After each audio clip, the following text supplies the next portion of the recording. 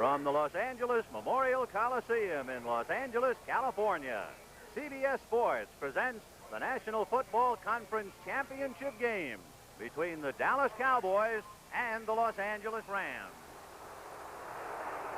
Hi, everybody. I'm Vin Scully, along with Sonny Jurgensen. A magnificent day in Los Angeles. Temperature about 70 degrees, and the crowd here giving their thanks to Drew Pearson. We understand it was below zero early this morning in Minneapolis, Minnesota. Sonny, going into the ball game today, being an ex-quarterback, let's talk about the most important factor as you see it. Well, I really think, Vin, that the most important thing for the Dallas Cowboys is to stop the Los Angeles Rams on first down. They have to control them on first down. Last week against the Cardinals, they averaged 7.9 yards on first down. That is their key down. I think, on the other hand, for Los Angeles, it's the other way. They have to defense the shotgun better than they did in opening day when they lost 18-7. This actually the third meeting of the year. When the Rams beat them 35-7 in an exhibition game, Dallas stunned the Rams, beating them 18-7. And this one, it's the big one for Super Bowl 10.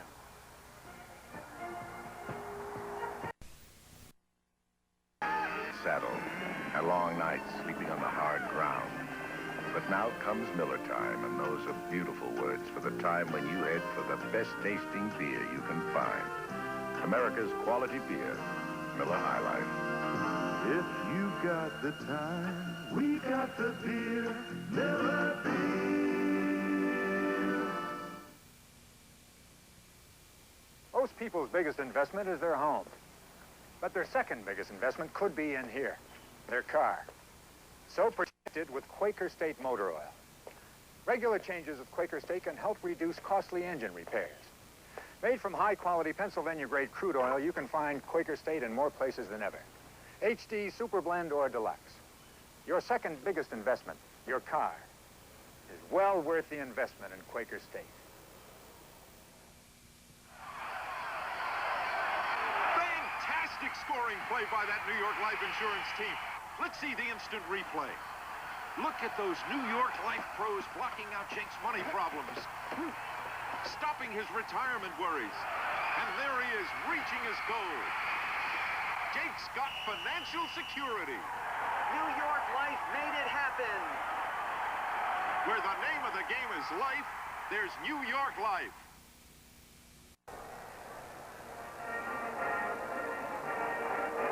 And now, with the Pasadena City College Band, that's the official Tournament of Roses band, along with the Marine Color Guard marching out to the middle of the field. In a moment, Miss Catherine Grayson will sing our national anthem, and this large crowd asked to stand as the colors brought to the 30-yard line. In honor of America, please join singing star of radio, television, and motion pictures, Catherine Grayson, accompanied by the Tournament of Roses band in our national anthem.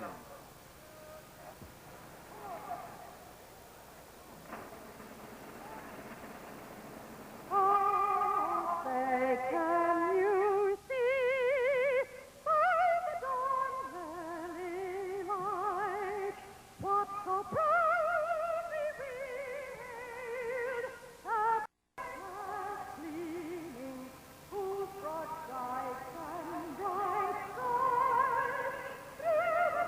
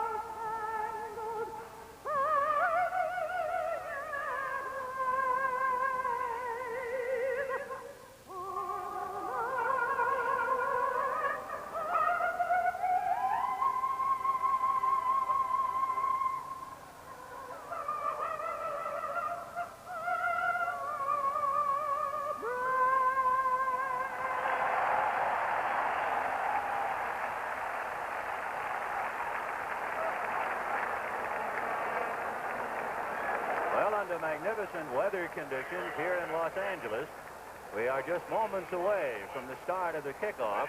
We understand that Dallas has won the toss and elected to receive. That means we'll see Roger Staubach coming out right away to get his ball club going. And for Roger Staubach, a return to the Coliseum, the years go tumbling by. It was back in 1961 that a young midshipman by the name of Staubach led a Navy team here. And Roger Staubach, almost but not quite, upset a great SC ball club. But that's the first time in Southern California they really got to know the name Staubach. And from then on, with his association with Dallas and against the Rams, he's a household word in these parts. Roger Staubach at the helm. He's had some bad ribs. He also had a bruised elbow.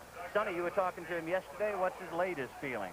He said he's 100% now. He said his ribs aren't bothering him. Probably in the best condition he's been in throughout the year because he has been banged up. But looking forward to it, and he said, we hope that we can get that shotgun going. Tom Dempsey will be kicking off for the Rams, and deep, Doug Dennison, along with Preston Pearson. Dennison is 21, Preston Pearson 26. Tom Dempsey says he is ready. And here we go for the NFC Championship and a trip to Miami. He squirts one, tricky hop fielded by Dennison on the 2. To the 15, to the 20, across the 25, and he's buried.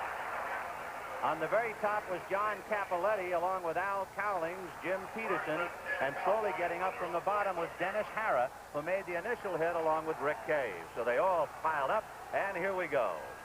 The Cowboys, an explosive ball club. They were third in total offense. They were fifth rushing and fourth passing, and they were first in the NFC in offense. Staubach sends Drew Pearson wide to the left, Golden Richards wide to the right, and his tight end, Gene Fugit, is on the left side. Pearson in motion. There's a handoff to Newhouse, and he's stacked up immediately as he falls forward for perhaps a yard. Sonny, you were talking about the importance of first down. First down certainly is important, I think, for the Cowboys, possibly third down, what they do with the shotgun. They had some success in the first game against the Rams with it. Let's see what they do today. In talking with the Ram defensive people, they say they're going to play it a little differently than they did in Dallas. 2nd and 8, the ball on the Dallas 29-yard line. Pearson goes right, Golden Richards left, and now that's Drew Pearson in motion to the left. Dennison hit and then burst across the 30-yard line. A good second effort. Merlin Olsen, 14 years experience, number 74, was the man to hit him first. For the Rams, they have some experience with Olsen spearheading the defensive line. Jack Youngblood, Dreyer are not exactly grizzly veterans, nor are the linebackers. They might get our first look at the shotgun. 3rd and 6 now, and they load up the shotgun. There's Staubach standing back on the 25. And Roger dropping back to pass. Goes high to the left side and overthrows Golden Richards. Right there with him was Monty Jackson, number 28. So Staubach misfires on the first shotgun, and the Cowboys will have to kick. He was being safe with the ball, threw it away, made sure it wasn't intercepted. Going deep for the Rams, Rob Scribb, number 33, and Dave Elmendorf, number 42. Mitch Huffs, who burned the Rams when he ran instead of punting for 13 yards and a first down the first time they met this year. He's also passed out of a punt formation, and he's 1 for 3. But this time he's going to kick it. And it is a very short kick. And grabbed on one hop by Elmendorf at about the 38-yard line, and the Rams are in action. This telecast, presented by authority of the National Football League, intended for the private use of our audience. Any rebroadcast without the use of the telecast, without the express written consent of the Los Angeles Rams and the National Football League, is prohibited. That was a 31-yard punt for Mitch Huffs. Pretty good field position here, then, for the Rams starting out. And, of course, we're seeing James Harris. Ron Jesse in a slot left. He's inside Harold Jackson. 1st and 10 on the 38. Cullen Bryant, Lawrence McCutcheon, the running back, and here goes McCutcheon, hit and stacked at the 40-yard line. McCutcheon last week against the Cardinals carried 37 times for 202 yards. And it's Jethro Pugh who hit him first, along with Ed Jones. 21 of those carries were on first down. They averaged 5.3 yards a carry on first down. You see the Dallas flex defense end, which is designed to stop the run, and it did then. Again, Jesse in a slot inside of Harold Jackson to the left. Terry Nelson, the tight end, on the right side. And it's Scribner and McCutcheon now, as Scribner and Bryant alternate all day. Harris gives to McCutcheon. Grab, spun around, and knocked down by Dave Edwards, who made the initial hit. Then Charlie Waters and Jethro Pugh, but it was Edwards who has played 200 games. And we might talk about the veteran linebacking squad. Number 52, Dave Edwards. Number 55, Leroy Jordan. Number 50, D.D. Lewis. Amongst them, they have played 500 games. That's a lot of experience going on back of the line. Leroy, talking with him, he's down from 221 pounds to 205 pounds. He said he's in great shape. I said, but at 2'5" playing middle linebacker? 3rd and 11 from the Ram 37-yard line. Jackson wide left, Jesse wide right, and Bryant back in there with McCutcheon. And I think too much time. Let's see.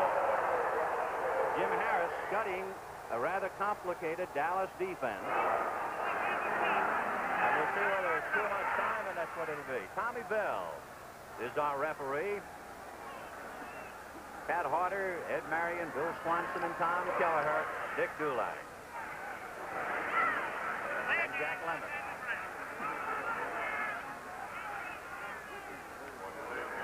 Is he one of the officials, too? A delay of game penalty. So that makes it 3rd and 16 from the Ram 32-yard line. Jesse wide left, Jackson right, and Terry Nelson, the tight end, on the left side. Scribner and McCutcheon are split. Harris, a turn, a give to McCutcheon.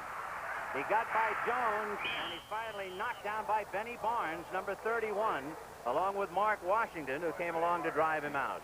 Very conservative call there, 3rd and about 15 to run a sweep. It's good for Harris coming into this game, then, to get a completion under his belt. He needs to throw the ball something short, get a good completion. He'll get a feel of what he's doing. Golden Richards all alone on his own 26-yard line. And Dwayne Carroll, who won a game ball last year against the Cardinals, kicking for Dallas, now kicks against the Cowboys. It's short. Richards takes it on the 31. Trying to get a block, and he doesn't get it, but he does dive across the 40. He was waiting for Warren Capone, number 59, to get a good angle block for him.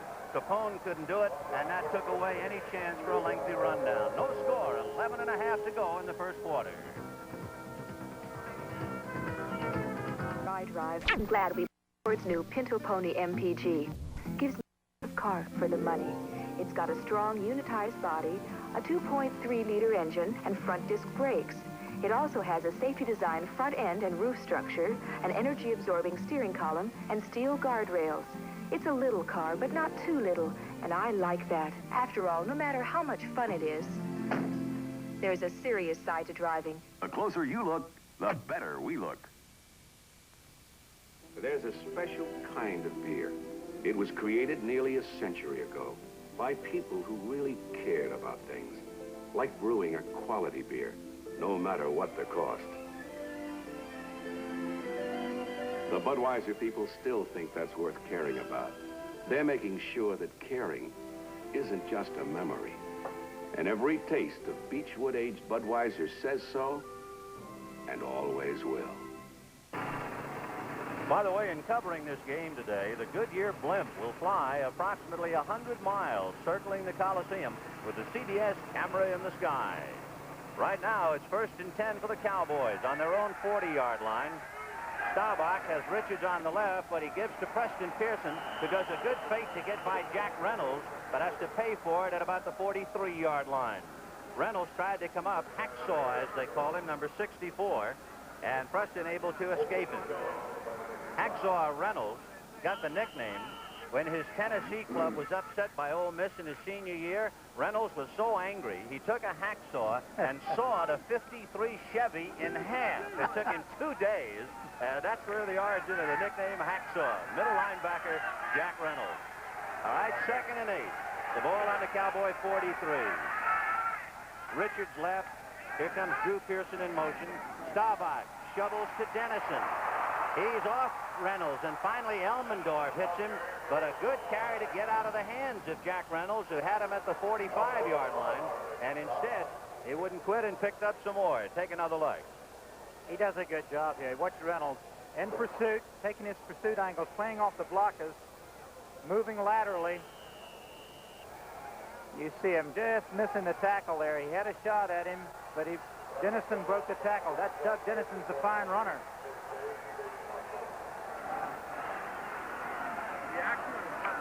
So here come the Cowboys. 3rd and about 1, just shy of midfield. Out of the eye. 2 tight ends on the right side to get a little single wing blocking. And Preston Pearson upended by Cody Jones, and I don't know if he made it or not. Cody Jones hit him low and sent him high in the air. Jones, number 76. It's going to be a close. I think he'll have to measure for it. According to where they spot it. Nope. They didn't make it. Not even close. So the Ram defense gave up only 135 points all year and only 4 touchdowns rushing, and they stiffened. Now, Van, they have 5 starters that are not playing this game that started against Foster Brooks here, huh? Taking the pledge.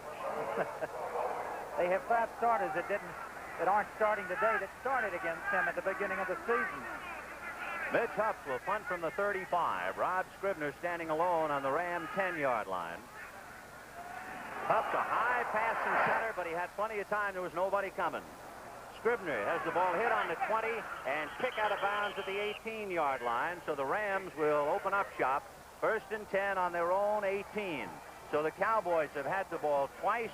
The Rams have had it once. 2nd time upcoming. Neither club has had any kind of a drive with 9.5 to go in the 1st quarter. Good times wherever we are. Good friends, good and close to home. More good years from our car. Well, don't you know there's good news round the corner? Good times wherever you are. Good friends, good and close to home. More good years in your car. Yes, there's good news round the corner. Good times wherever you are. Good year, good and close to home. For more good years in your car. Come see, there's good news round the corner. Good year wherever you are. Good year, good and close to home. For more good years in your car. Oh yes, there's good year round the corner. Good year wherever you are. Good year, good and close to home. For more good years And Goodyear service. He's read the break. Johnny Miller shoots for another red-hot January start and defends his 1975 title in 2 weeks at the Phoenix Open. That's Saturday, January 17th, and the next day following Super Bowl X, right here on CBS. The Rams and the Cowboys on a beautiful day in Los Angeles, a big crowd at the Coliseum. Tom Landry was won 126 games, lost 90 and 6 ties, the 7th winningest coach in football. Jim Harris now. James starting his drive on his own 18. He has Bryant and McCutcheon back of him. Harold Jackson wide right. Ron Jesse left. McCutcheon inside Cullen Bryant's block. Gets out to the 25. He also got a good block from Rich Saul, the center who pulled and cleared the way. He took so 2 good blocks by Cullen Bryant and also by Rich Saul. And that brings McCutcheon. He made a fine to the 25. He made a fine cut back off of his blocking, and that's the first play they've been successful on 1st down. So 2nd and 3. From about the 25. On the wing goes Scribner now, so McCutcheon is all alone. Harris hesitates, throws the ball to D.D. Lewis. He's hit at the 20, falls inside. And it was Charlie Cowan, number 73, playing on a bad ankle, who had to come back and shoestring, and the Wolves are howling at James Harris. Yes, you can see the fake. He tried to force it. He actually thought the receiver was going out. He made a bad throw.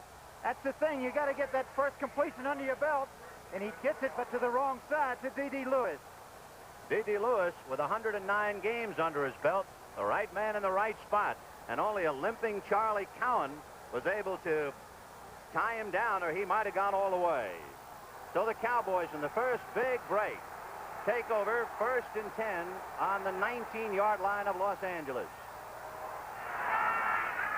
Preston Pearson and Robert Newhouse, a fake to both of them. Staubach, Linton Pearson, he's to the 10, to the 5, gets by Simpson, touchdown, Dallas. A great call in that situation. Had good blocking. Really great blocking. You can see here, going back, setting up the screen. They run a screen to Pearson coming through from the other side. They kind of cross their backs on it to confuse the linebackers. You can see the blocking out in front of him. Fitzgerald, Nye, Lawless, and you see him cut back, and it's just fine running by Pearson's part. Breaks the tackle by Simpson and goes in for the touchdown. The only man who had a shot at him very early was Dave Elmendorf, but he was able to slip away from Elmendorf, and then the dance was over. So Preston Pearson brings it over, and for Pearson, he had 2 touchdowns rushing this year, and he picks that one up as his 3rd touchdown pass of the year. Tony Fritz kicks it up, and good. So the Cowboys, on a clutch interception by D.D. Lewis and a screen pass to Preston Pearson, are out in front of the Los Angeles Rams 7-0 in the early going of the first quarter.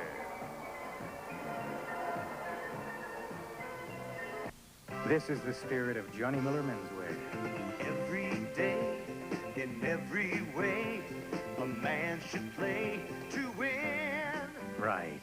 And That's America's style. And because Johnny Miller Menswear is from Sears, you get fine tailoring at a fair and square price.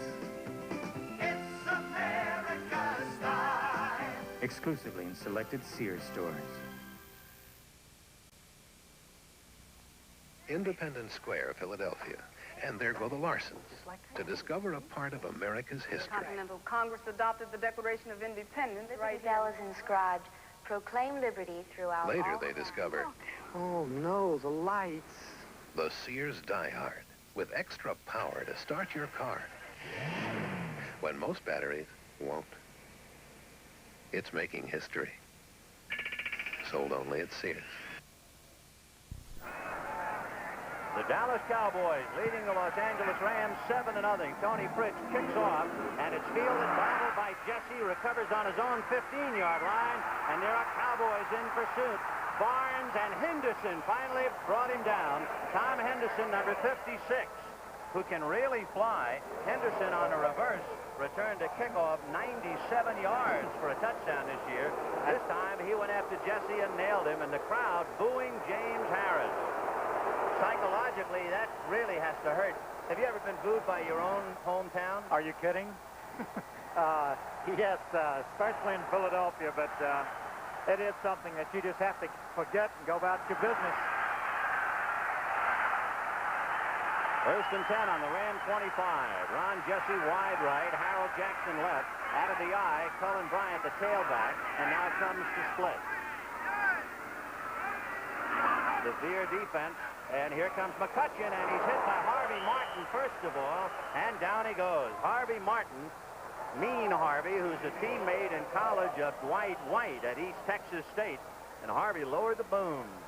Harris is going to have to be careful now, not to get conservative, not to be scared to put the ball in the air. He needs to, going to have to throw the ball short on 1st down against this defense, because this is one of the best defenses in football on 1st down against the rush. 2nd and 9 on the Ram 26. Ron Jesse wide right, Harold Jackson left, out of the eye. Now Scribner moving alongside Lawrence McCutcheon. Harris gives to Scribner. In front of him is Joe Schiavelli. However, Schiavelli can't do it alone, and Charlie Waters, along with Gregory, Dave Edwards, they all made the hit. Dave Edwards made a fine play, turning the play back in and making the tackle. Edwards, a 13-year veteran out of Auburn. He was once cut by Dallas as a receiver back in '62, but he's made it as a stub, a strong side linebacker, and he's played 200 games. Out he goes now for extra pass defense. Cowboys almost caught with a crowd on the field. McCutcheon and Bryant. And Harris back to pass.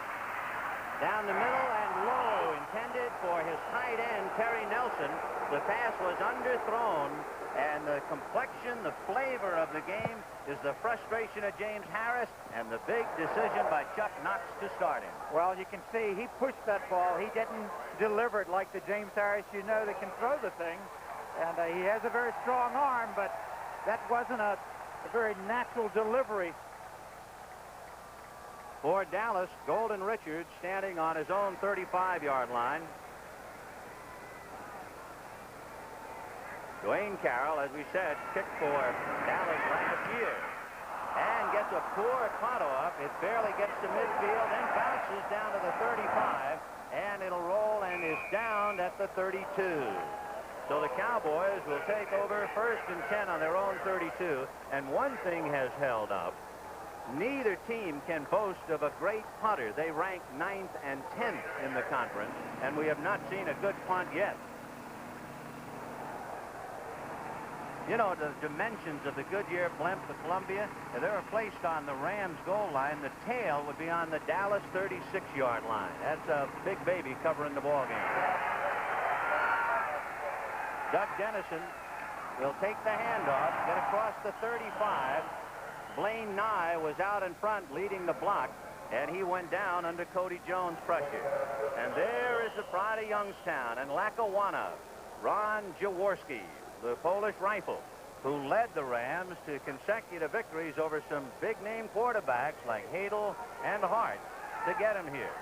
Well, it's going to be interesting to see what Knox does, whether or not how early he will make a change, if in fact he'll make it in the next possession.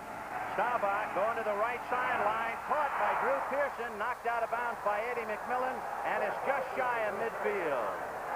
A great leaping catch by Drew Pearson.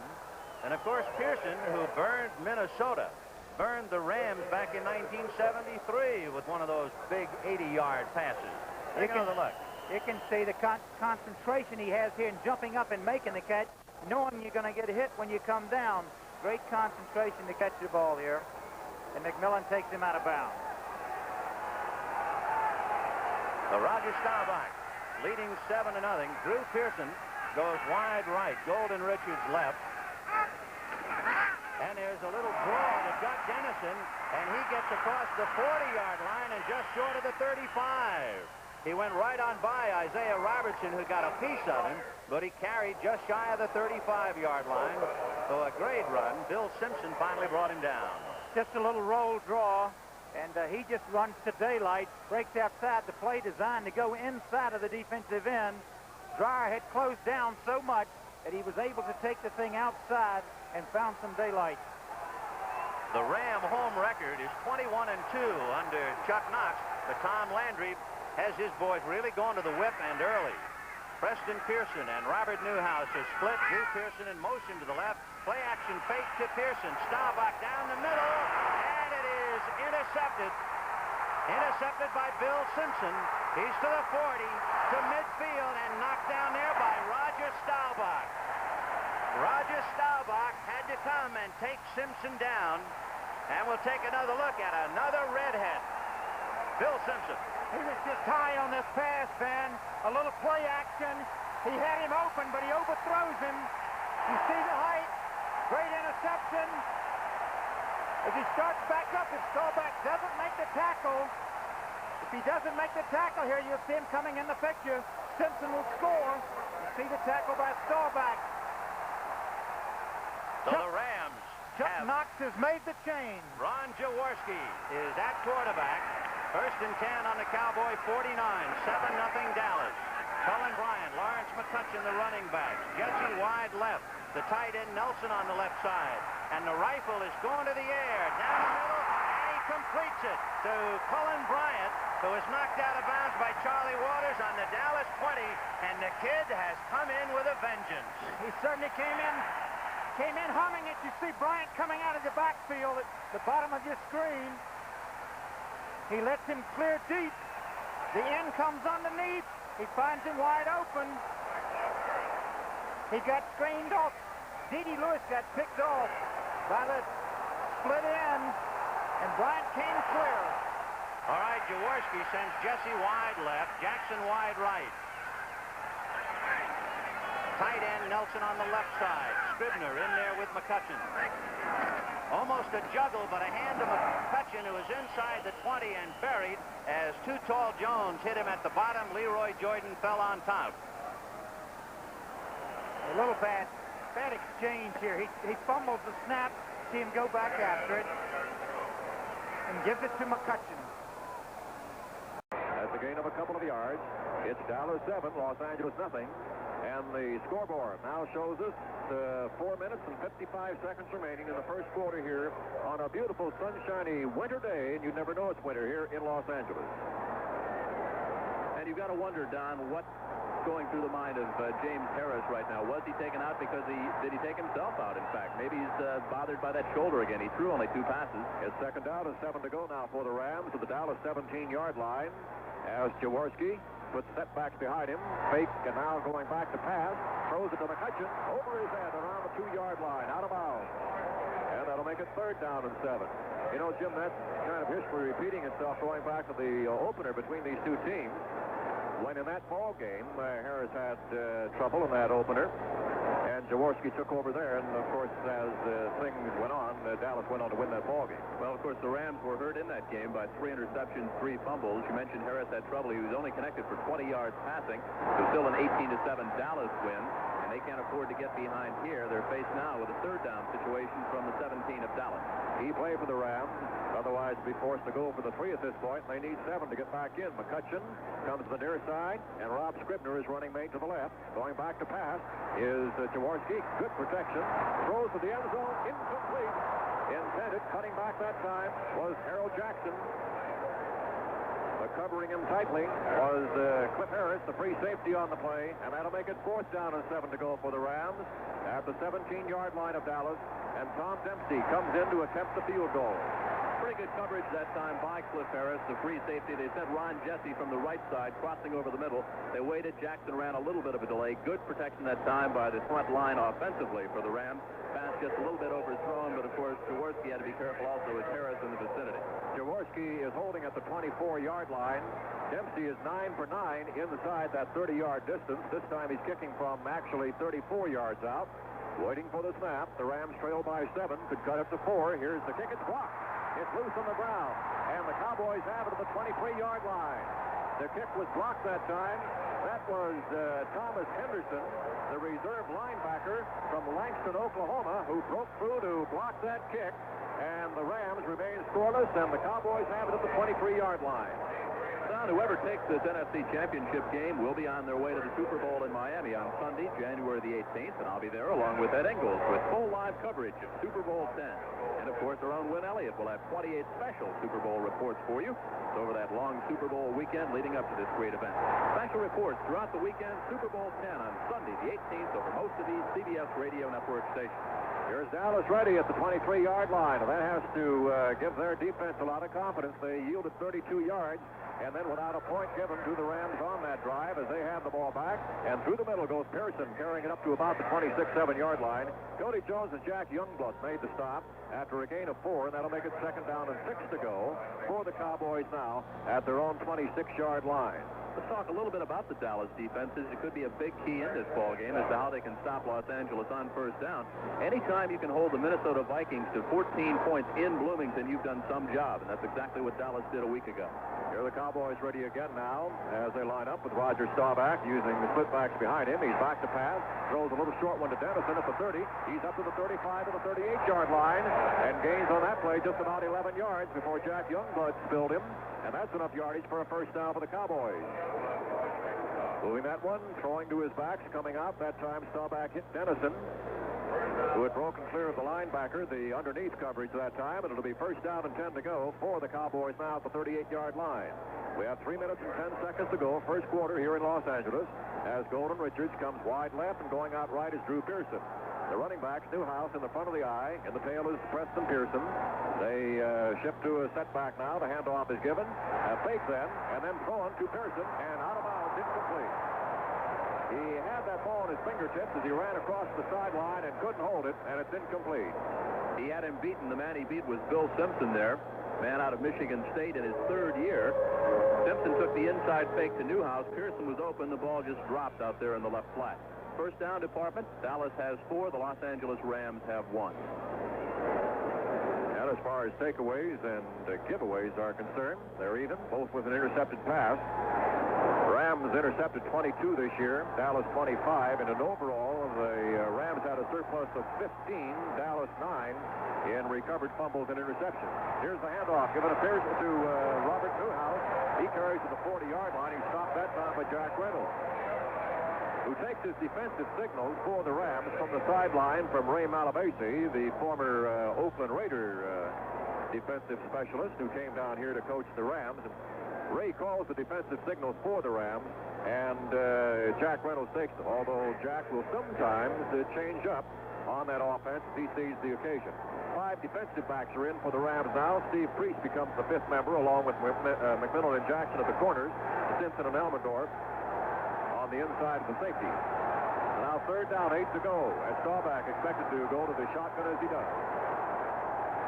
The Rams therefore have that 5th defensive back. The whistle sounds. We've got a flag called. Somebody might have moved, as Rayfield Wright might have been the one that moved for Dallas. Rayfield, who will be in his 5th Pro Bowl game this year. As a matter of fact, on this Dallas offense, he is the only Cowboy on the Pro Bowl offensive unit. That's one of the more amazing things about this season, Jim, when you consider that here is the #1 offensive team of the conference, and yet there's only one member of the team in the Pro Bowl, and he being Rayfield Wright. Right. So far, we've only seen Staubach go to the shotgun formation twice, and of course, in the closing moments of that game last week against Minnesota, a man who had some problems getting the ball back to Staubach was John Fitzgerald, who's a 6-year veteran from Boston College. In fact, he was replaced in the latter stages of that ball game for a couple of seconds while he went over the sideline. Another shotgun formation, I would guess, coming up here, Don. And the Rams have gone to 4 linebackers now. Merlin Olsen is out. Jim Youngblood, a 4th linebacker, is in there now. 3-man rush putting on Staubach as a shotgun. After the penalty, takes them back, makes it 3rd and 13. Staubach running out of the pocket. He still wants to throw the ball, though, and now he does. He throws to Pearson. Dropped. Incomplete. Staubach knew he had long yardage. If he was 3rd and 5, he would have taken off with that ball that time, but he knew he had long yardage. He was not about to run for it, and that brings up a 4th down and 13.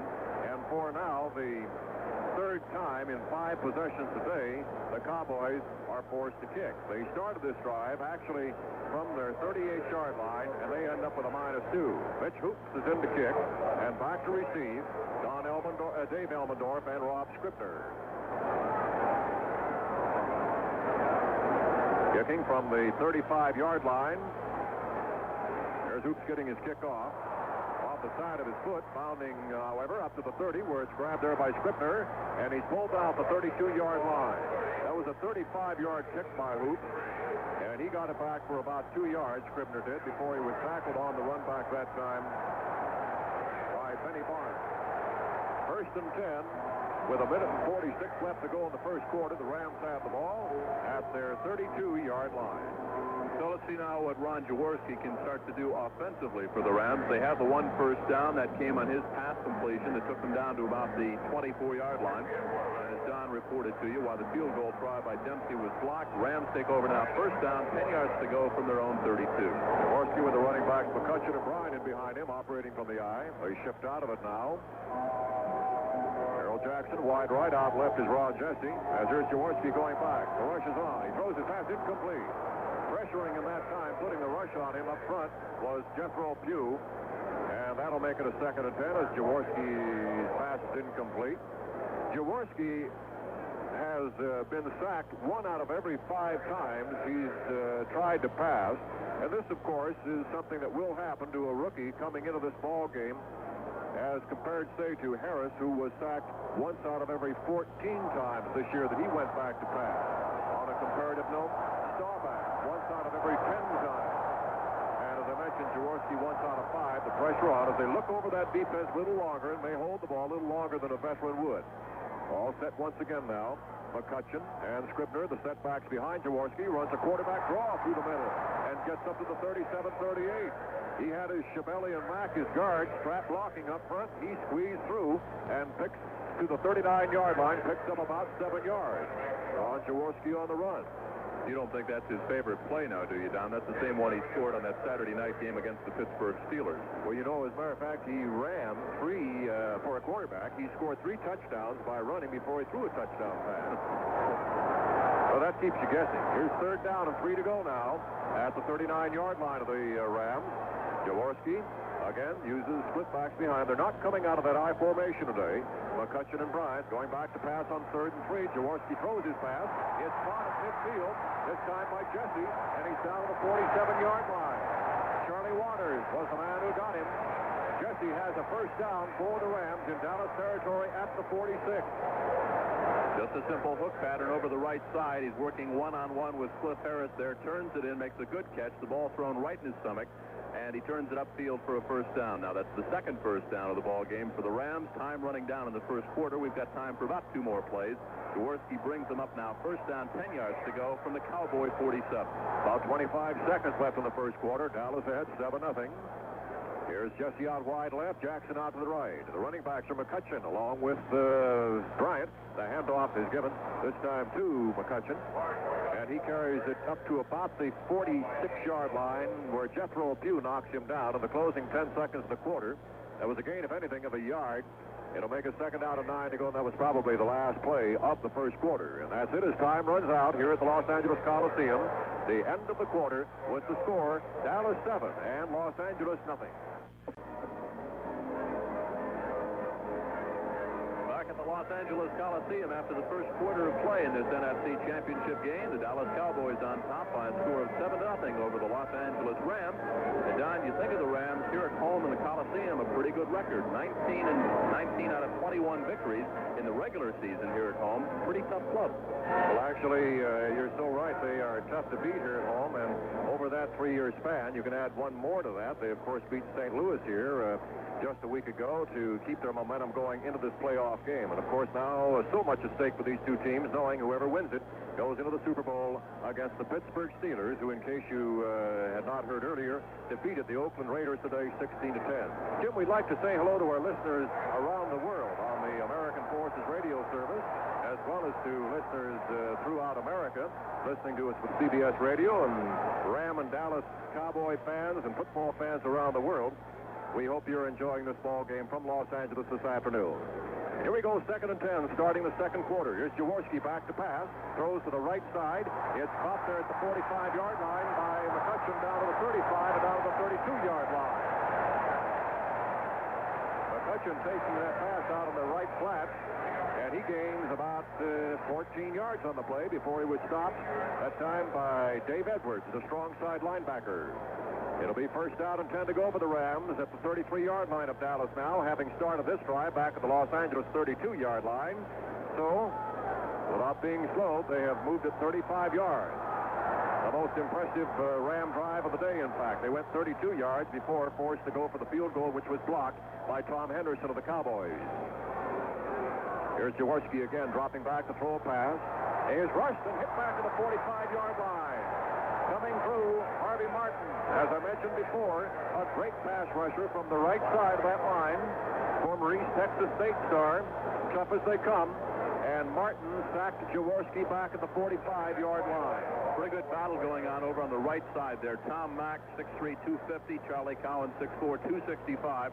Trying to contain Harvey Martin, number 79, his 3rd year out of East Texas State. That time, Martin getting through there. Coming in the regular season now, the Cowboys had a total of 41 sacks. That time, Jaworski just got up and had a couple of words to say to Tommy Mack and Charlie Cowan. But a good battle going on the left side of that wall. That's a loss on the play of 12, 2nd and 22. Jaworski again going back to pass. This time gets rid of it. Throws his pass.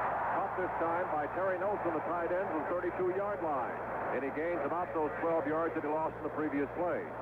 I mentioned that Jaworski has been sacked once out of every 5 times he's tried to pass this year, and that is just about that ratio now. That was his 6th pass when he attempt when he was sacked a moment ago.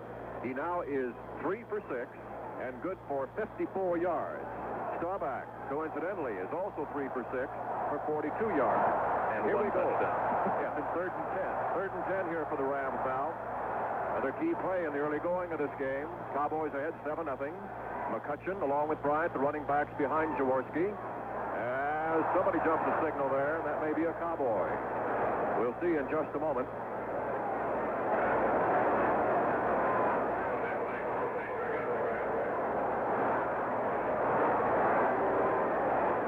Illegal procedure, evidently, is the call from down below against the Rams. We'll take the ball back to the 38.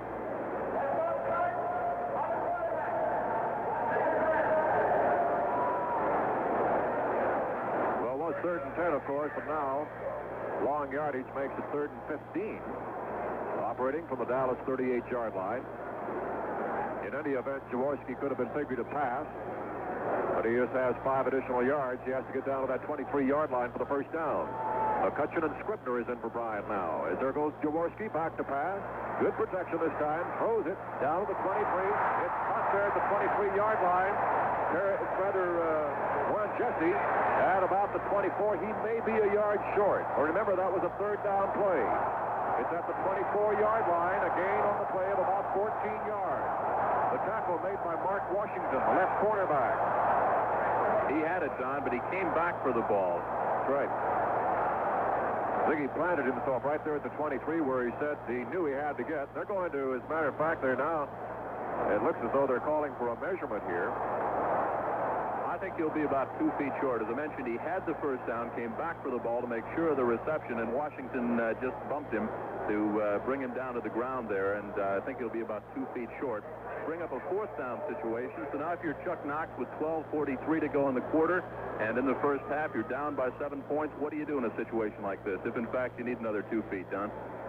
Well, you decide whether you're going to go for the field goal or a rush, and you also do a little praying, maybe, huh? Make it 3 feet. He missed it by a yard. So they'll take the field goal, and then comes Tom Dempsey. Hey, some of the crowd doesn't agree, huh? Well, they're probably not too happy because the first field goal try that Dempsey had was blocked. Dempsey was trying on that occasion from the 24-yard line. This time he's going to be a little deeper. He's going to be kicking. They'll have to set up around the 31-yard line for this field goal attempt. The Rams taking it down. You see now the significance of that 5-yard procedure penalty. Otherwise, you'd have to figure they would have had a first down.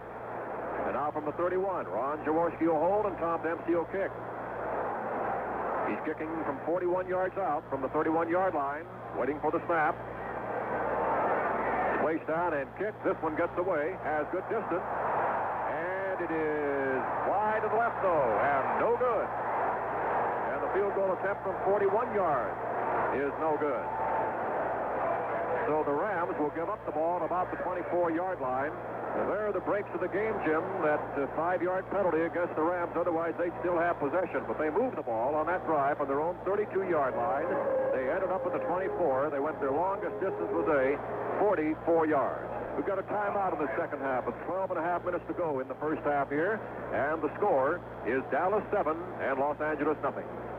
Roy Girella kicked a 36-yard field goal midway through the second period Sunday to give the Pittsburgh Steelers a 3-0 lead at halftime of their American Conference Championship over the Oakland Raiders. Girella's field goal came 5 plays after Mike Wagner intercepted Ken Stabler's pass and returned it to the Steelers 48. Terry Bradshaw passed 26 yards to Lynn Swann to the Raider 26 to set up Girella's kick. And that game, of course, the Pittsburgh Steelers won over the Oakland Raiders by the score of 16-10. And the winner of this contest will be facing the Pittsburgh Steelers in the Super Bowl in Miami next Sunday. Pittsburgh Steelers wide receiver Lynn Swann was carried from the field on a stretcher late in the third quarter of that AFC Championship game with the Oakland Raiders after suffering a head injury. The injury occurred after Swann caught a Terry Bradshaw pass and was tackled by George Atkinson. Right now, let's go back to the Coliseum in Los Angeles. Cowboys have the ball. First down and 10 to go. They'll operate from their 24-yard line after taking over from the missed field goal. Staubach is ready. Working out of the I formation this time. The fake to Pearson. The handoff and an end around to Puget. And Puget goes up to about the 28-yard line. As that time faking to the tailback in the I formation, Pearson. Then the handoff to the end around to Gene Puget, the veteran defensive end, fourth-year man.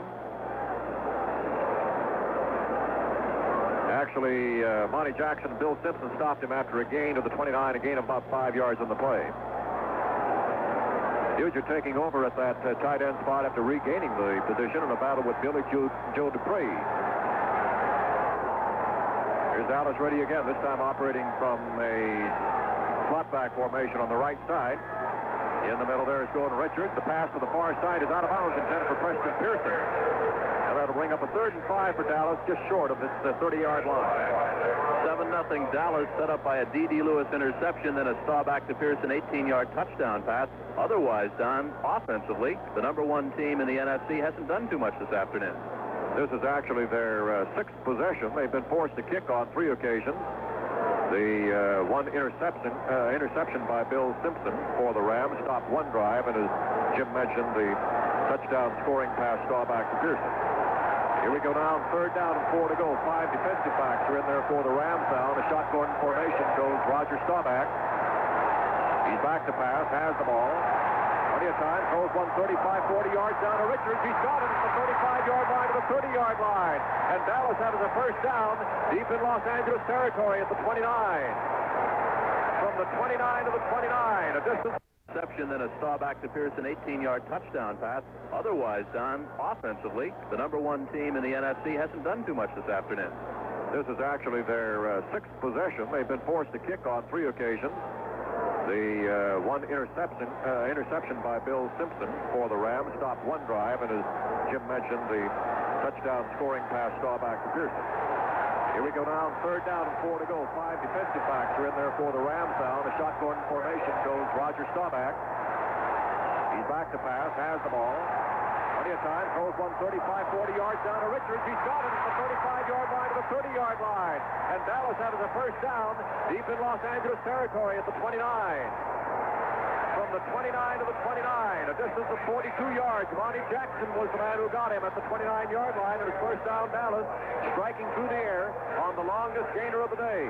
A 42-yard pass ever that time, and right on target to Golden Richards. Richards tightly defended by Monty Jackson, but he beat him by a step. Jackson, one of the rookie cornerbacks in there, replacing Al Clark, of course, who was out with a broken leg. And that is the spot that Dallas might feel that the Rams are vulnerable. Jackson and McMillan, the 2 new cornerbacks in there. And here we go, 1st and 10 for Dallas at the Rams' 29-yard line. The handoff is given to Pearson. He cuts to his right, then reverses to his left, and gets past the 25 down to the 23-yard line. A gain on the play of maybe 6 yards before Dave Elmendorf and Ken Geddes coming up from that left linebacker spot to stop him. They're going to spot the ball down at about the mark it there at the 22-yard line. And that brings up a 2nd down at about 3.5 to go. A gain of 6.5 yards on the play. And Dallas within striking distance now, already leading 7-0. We're 4.5 minutes into the 2nd quarter at the Los Angeles Coliseum. Here comes Drew Pearson, wide to the right side. Puget and Dupree. 2 tight ends are in there on rather short yardage in the 2nd down. Staubach hands off to Newhouse. He goes outside and picks up a yard, 2, and then is hit short of a first down. Monty Jackson got him. There was Newhouse cutting to the outside after looking at the hole close on him. I think he wanted to come inside the end and went down just short of a first down. They're going to mark it at the 21-yard line. In fact, that'll leave 3rd down at about 2 to go. Nope, make it the 22-yard line. No gain on the play. Jack Youngblood is coming out of the ballgame limping slightly now. And coming in to replace him is Al Collings from USC. Al joined the Rams mid-season after playing previously with Buffalo and Houston, you might remember, and signed as a free agent. 3rd down, 2 to go for the Cowboys. A key play for Dallas now. As there goes Pearson wide left, setting up a slot back for Golden Richards. The backs are in the I formation. Newhouse fronting Pearson, and now they split off to a setback. In motion comes Pearson to balance off the receiving core. A flag thrown as Staubach goes back, and then we'll see what's called up front. I think we've got a procedure penalty coming up against Dallas now. Staubach, as Don said, was going back to pass. We've seen him hit Golden Richards, Drew Pearson, of course, with a touchdown pass, and Gene Huguet. So we might keep our eye on Robert Newhouse here, Don, again sliding out of the backfield. Obvious passing situation now if the Rams elect to accept the penalty. That's illegal procedure against Dallas.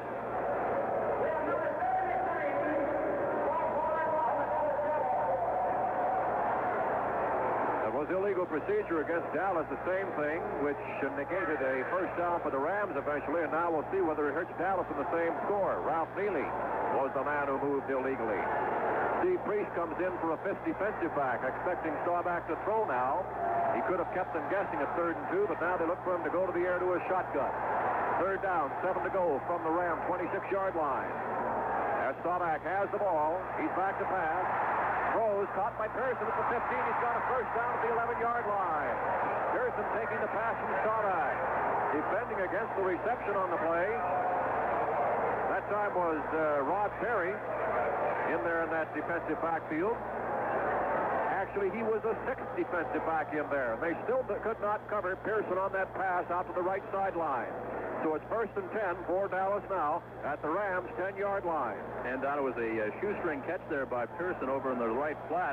Actually, a pretty good job by Staubach to get that ball away because Al Collins was rushing through there and actually hanging on as Rogers threw the ball to Pearson. Here's Staubach now, 1st and 10 at the 10-yard line. It's calling signals, puts his backs in an I formation. The handoff is given to Dennison, and Dennison gets down to about the 8.5 or 9-yard line. He'll have to go to a goal situation here. That advanced yard marker is right on the goal line itself, which means they cannot pick up a first down at, say, the 1-foot line.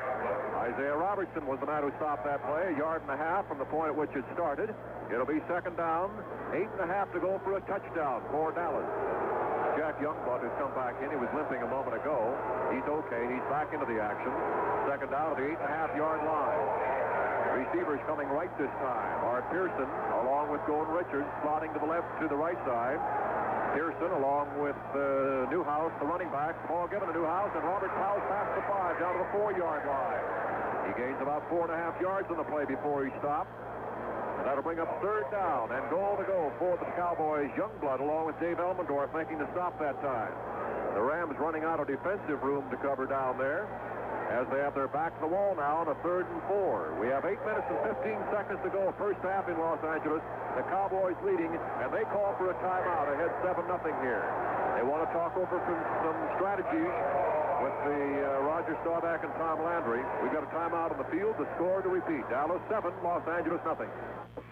Right now, let's look at some individual stats from the Oakland and Pittsburgh game in the first down category. Oakland had 18 first downs to Pittsburgh 16. Oakland totally outplayed Pittsburgh on the field. However, the final score counts on the scoreboard.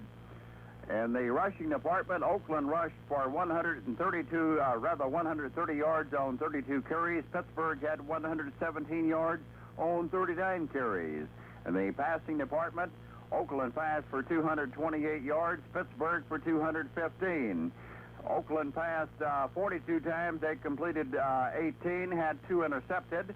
Pittsburgh threw 25 passes. Bradshaw completed 15 and had 3 intercepted. In the return yardage category, Oakland returned the ball for 90 yards, Pittsburgh for 121. And the punting category, Oakland punted 8 times for 37.8, and Pittsburgh punted 4 times for 38.5. 8 minutes, 14 seconds left to go in the first half. Ladies and gentlemen, Dallas on top by a score of 7-0. 18-yard touchdown pass from Roger Staubach to Preston Pearson following a D.D. Lewis interception. That's been it. The Rams have had 1 field goal block. They missed another try by Tom Dempsey. And, Don, this has been a most impressive drive by the Cowboys. They've taken it down from their own 24-yard line following that missed field goal try by Dempsey. And, you know, the 91,000 here at the Coliseum, obviously partisan Rams fans, very exuberant at the start, and now are somewhat numb in their seats. And Don Shula, the head coach at Miami, says that's the best way for a visiting team to quiet a home crowd with a long drive like this, and it's exactly what Dallas has done. Here are the Cowboys now at the 4-yard line of the Rams. Wide right is Jesse going back to pass Staubach, going to and it is caught for a touchdown right down the middle. The pass thrown and complete that time to Golden Richards. Richards was isolated by himself in the end zone. There was no one near him. As the others went wide, taking the cornerbacks with them, and over the middle went Richards for a pass from Staubach. Good from 4 yards out. And the Cowboys lead it 13-0. Tony Fritsch is in to attempt the conversion. That is certainly justification for Richards. Remember, it was he who caught the 42-yard pass that opened up that drive for the Cowboys, and he gets the scoring touchdown. And now Fritsch is ready. Charlie Waters is holding, waiting for the snap. The ball placed down and kicked, and that one is good. And the Cowboys have a 14-0 lead with the touchdown, 4-yard scoring pass from Staubach. Complete that time to go to Richards. Now here from the Los Angeles Coliseum, let's pause 5 seconds for stations to identify themselves, this being the CBS Radio Network. This is the American Forces Radio and Television Service.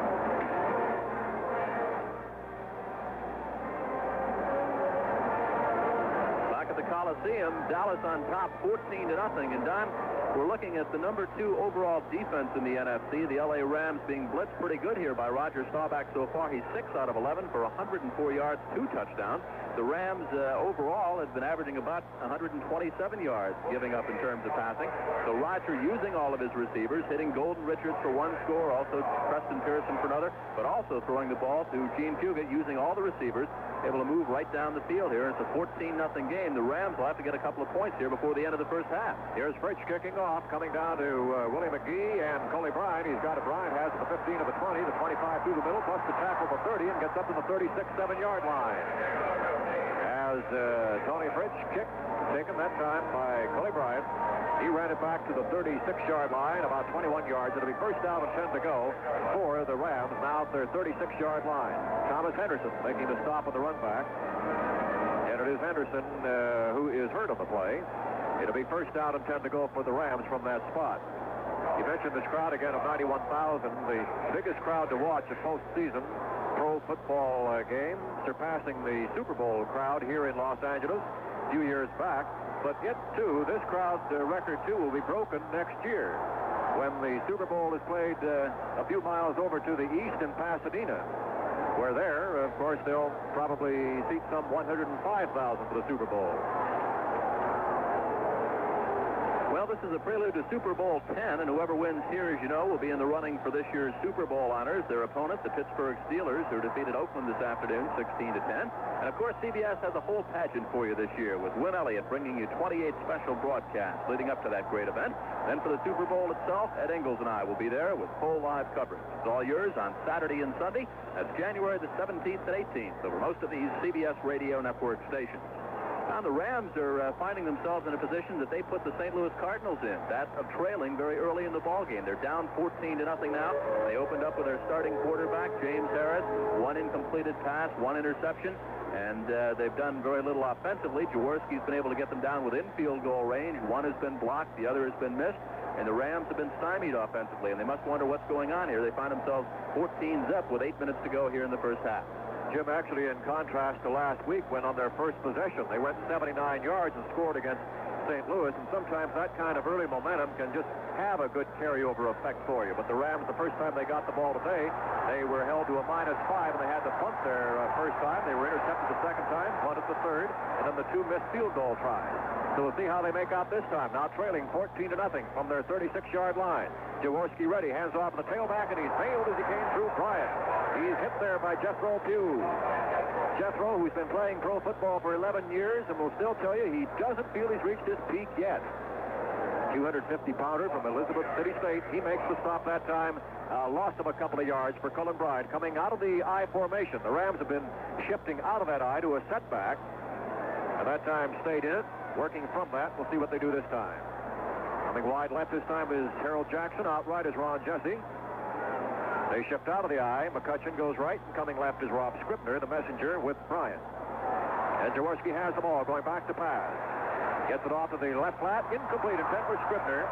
Throwing to the flat on the near side, covered closely by Cal Pearson, who's in there as a reserve linebacker now. And that'll make it 3rd down, and about 12 to go, almost 12 to go for the Rams, who just cannot get their offense moving. They have a 5-4 edge, incidentally, over the Cowboys. in playoff competition, including the 1970 playoff bowl in Miami. They have a 5-4 edge in all regular season and postseason action against these Cowboys, who would like to even up at 5 apiece. The trend in that direction right now. Midway through the second quarter, Dallas 14, Los Angeles nothing. Third down and about 12 to go for the Rams. Out of the I formation, Jackson is out left and Jesse out right. Here's Jaworski going back to pass. Looks downfield, has good protection. Throws one 45, 50 yards to Jackson. And incomplete. He almost had it. Harris was covering him. It is incomplete. Jackson yelling that he was interfered with. But the officials keep their flags in their pocket. The play goes, and we have a 4th down and 12. As Jaworski uncorked a 50-yard pass that time. Throwing to Harold Jackson, the #1 Ram receiver of the year. He had his hands on it, but couldn't hold it. Cliff Harris defending against him. Good play that time by Harris, Don. He had the inside on Jackson. The ball was underthrown, and now Jackson starts to come back for it. Harris just grabs his right arm and then knocks the ball down. Of course, to the fans, it looked like interference. Actually, a great play by Harris back there. Rams are punting for the 3rd time in 6 possessions now after going -2 on that drive. And back to receive, going to Richards, a single receiver. Here's the kick on its way. Coming downfield to Richards at the 30. He drops it, picks it up, and is hit immediately at the 31-yard line. So that kick from the 34 down to the 30 is good for 36 yards. Jim Youngblood was the man who stopped the run back after Scribner had taken some return time away from himself by fumbling the reception. And there to be 1st down and 10 to go at the 31. Credit Rob with a 1-yard return. And you have to wonder with a 14-0 game now just what effect the score is having on the Los Angeles Rams offense as far as what they're going to do to get away from their game plan. Obviously, they came in with the idea they'd be able to run against this doomsday defense a bit. Then McCutcheon left, McCutcheon right with Bryant doing some of the blocking. Now trailing, they've had to go to the passing game, and so far it's been totally ineffective. Richards wide to the right side, coming out left. Drew Pearson now moves in motion, tightening up the receivers. The flip back this side of Pearson, and Pearson is now behind the line of scrimmage. That was Isaiah Robertson, who was keying evidently on Pearson as Pearson came out of the eye and took a pitch from the quarterback Staubach, and down he goes. Incidentally, Staubach broke his own club record for pass completions this year. He connected on 198 passes, and that topped the mark of 190 he himself set last year. Roger completed at an efficiency rate of 57% this year against 53% last season. He would have a shot at Don Meredith's Dallas record if he hadn't been sidelined for that season finale against the Jets. And here we go again as Staubach is ready on a 2nd down and 12 after Pearson was hit. The pass thrown incomplete. And on the near side that time for Drew Pearson. Well, I tell you, these Rams, they owed a debt of gratitude to Drew Pearson and Roger Staubach for their last-second heroics of a week ago.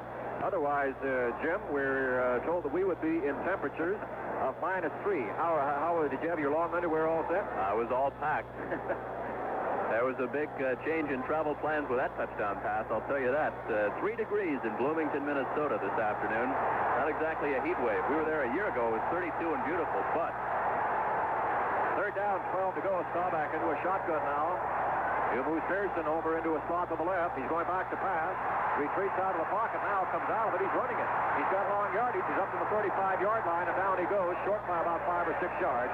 Ken Geddes came up to stop him. After Staubach did not like the way his receivers were set up downfield, he elected to run it out of there and takes it out of the 35 before he stopped. He was tackled on the play, that time at the 35-yard line by Geddes, and in the kick comes Mitch Hoop.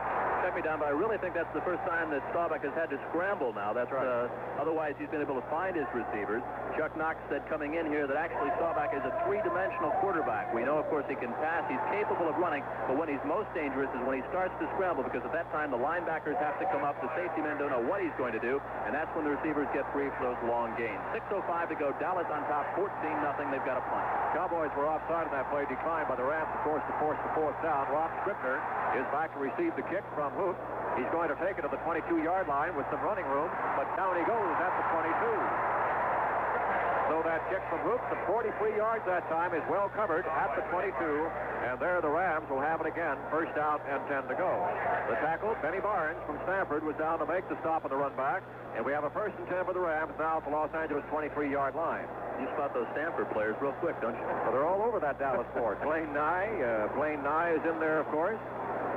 Scott Laidlaw out injured.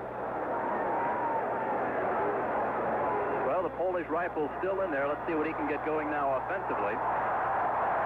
Here once again now. Here comes the Rams up the line of scrimmage with only 5 minutes, about 6 minutes left to go in the quarter, and they haven't scored yet, trailing 14-0. Ron Jaworski, the quarterback, fakes off to McCutcheon, goes back to pass, throws over the middle, incomplete, grounded at the feet of Colin Bryant, the intended receiver. And Jaworski is slow in getting up there. I think he took a pretty good hit from Jethro Pugh or Larry Cole. And that was the first bad pass that Ron's thrown so far this afternoon. Clock stop now at 5 minutes and 52 seconds to go. And again, it looks a little bit like the Rams have been forced to get away from that game plan. Jaworski now 5 out of 10 in the passing department for a total of 82 yards and 1 sack when he was caught back there for a loss of 12 yards. So second down, 10 yards to go for the Rams. They trail it by 14 points. They're at their own 23. Here comes Darrell Jackson out the left side, and Ron Jesse goes out right now. Jaworski has the running backs McCutcheon and Scribner in behind him in the eye. They shift out of that to setbacks behind him. Here's Jaworski in a draw through the middle. Goes McCutcheon, and he carries it up to about the 25-yard line. He's hit by Jethro Pugh. Fumbled that ball, might have come up with it. That was John Williams falling on it from Minnesota, third-year starting tackle for the Rams.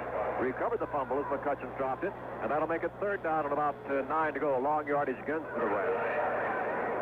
All right, now we've seen both Jaworski and Harris try to hit Jackson long on the bomb. We've not seen them go to Ron Jesse, 81. Let's keep your eye over there on the right side.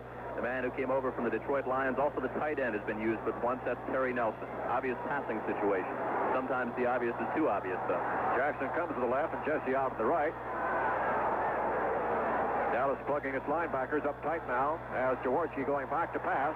Throws one 35 yards, and it is caught and dropped. Incomplete. He almost had it. Downfield was Terry Nelson, to whom they're throwing a lot more today than they have in their past in their playbook. Terry Nelson, for the third time, an intended receiver today. He had that ball. Defending against him was Randy Hughes as a fifth defensive back for the Cowboys. And it is incomplete. That'll make it fourth down and 9 to go.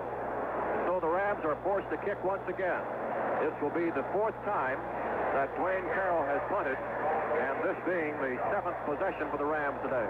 Actually, Don Nelson had that ball down on his own 30-yard line. Hughes just tore it out of his arm. Golden Richards goes back now as a single receiver. The snapback, flags are thrown. Dallas might have been offside. Here's the kick coming down to a fair catch by Richards at the 45-yard line. That was a 31-yard kick. Dallas might have been offside. It would not change the fourth down situation, but would give the Rams better field position for punting. That's what it is, offside against Dallas. It'll make it fourth down and now about 4 to go. That was a 4th and 9 situation a moment ago.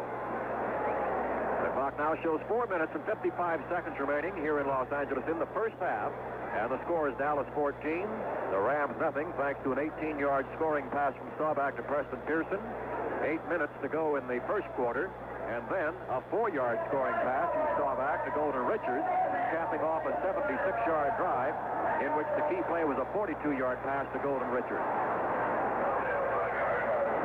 Fourth down now and about 4 to go for the Rams, and back to punt again is Dwayne Carroll. Back to receive, Golden Richards.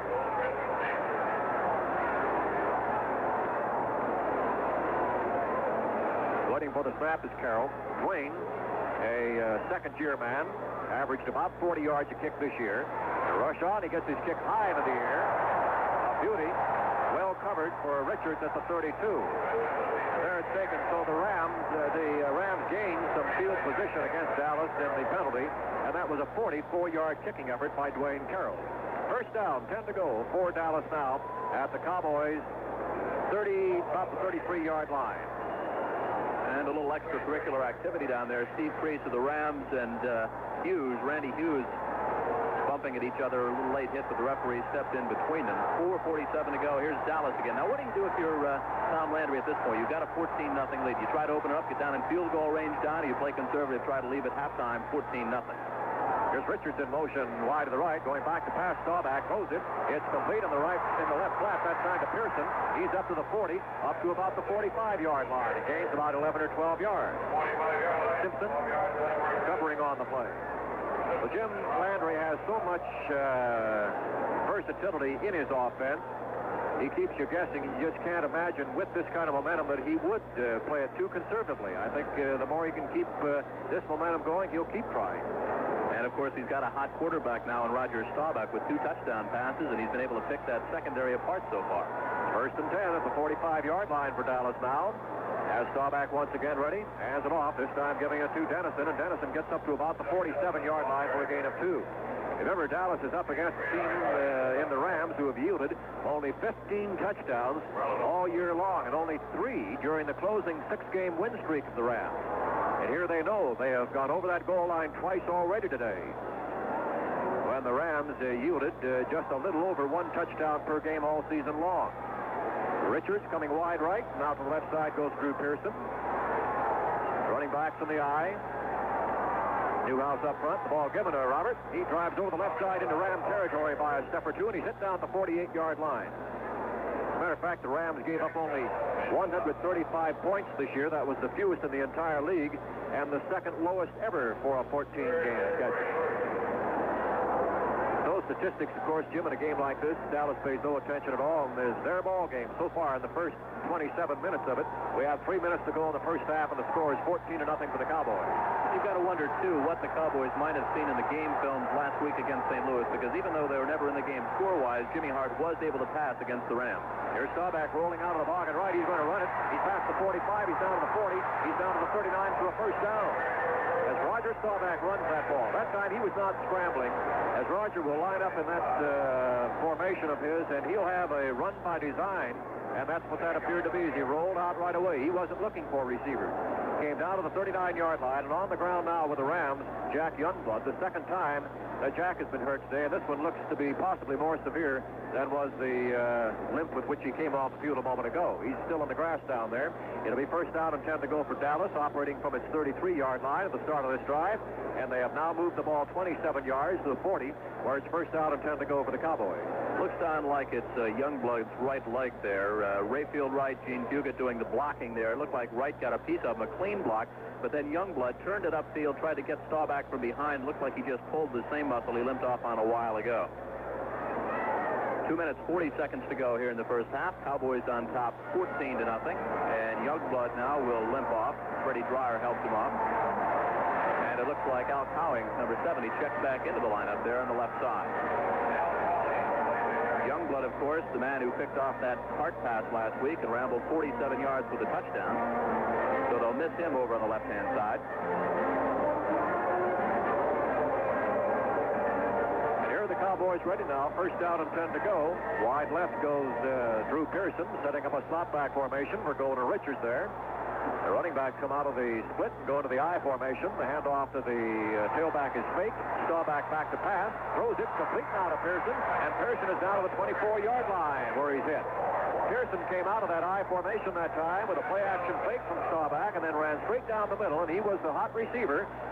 He took the pass from Staubach. Jack Reynolds hit him, and there's a gain to the 24-yard line for a first down again.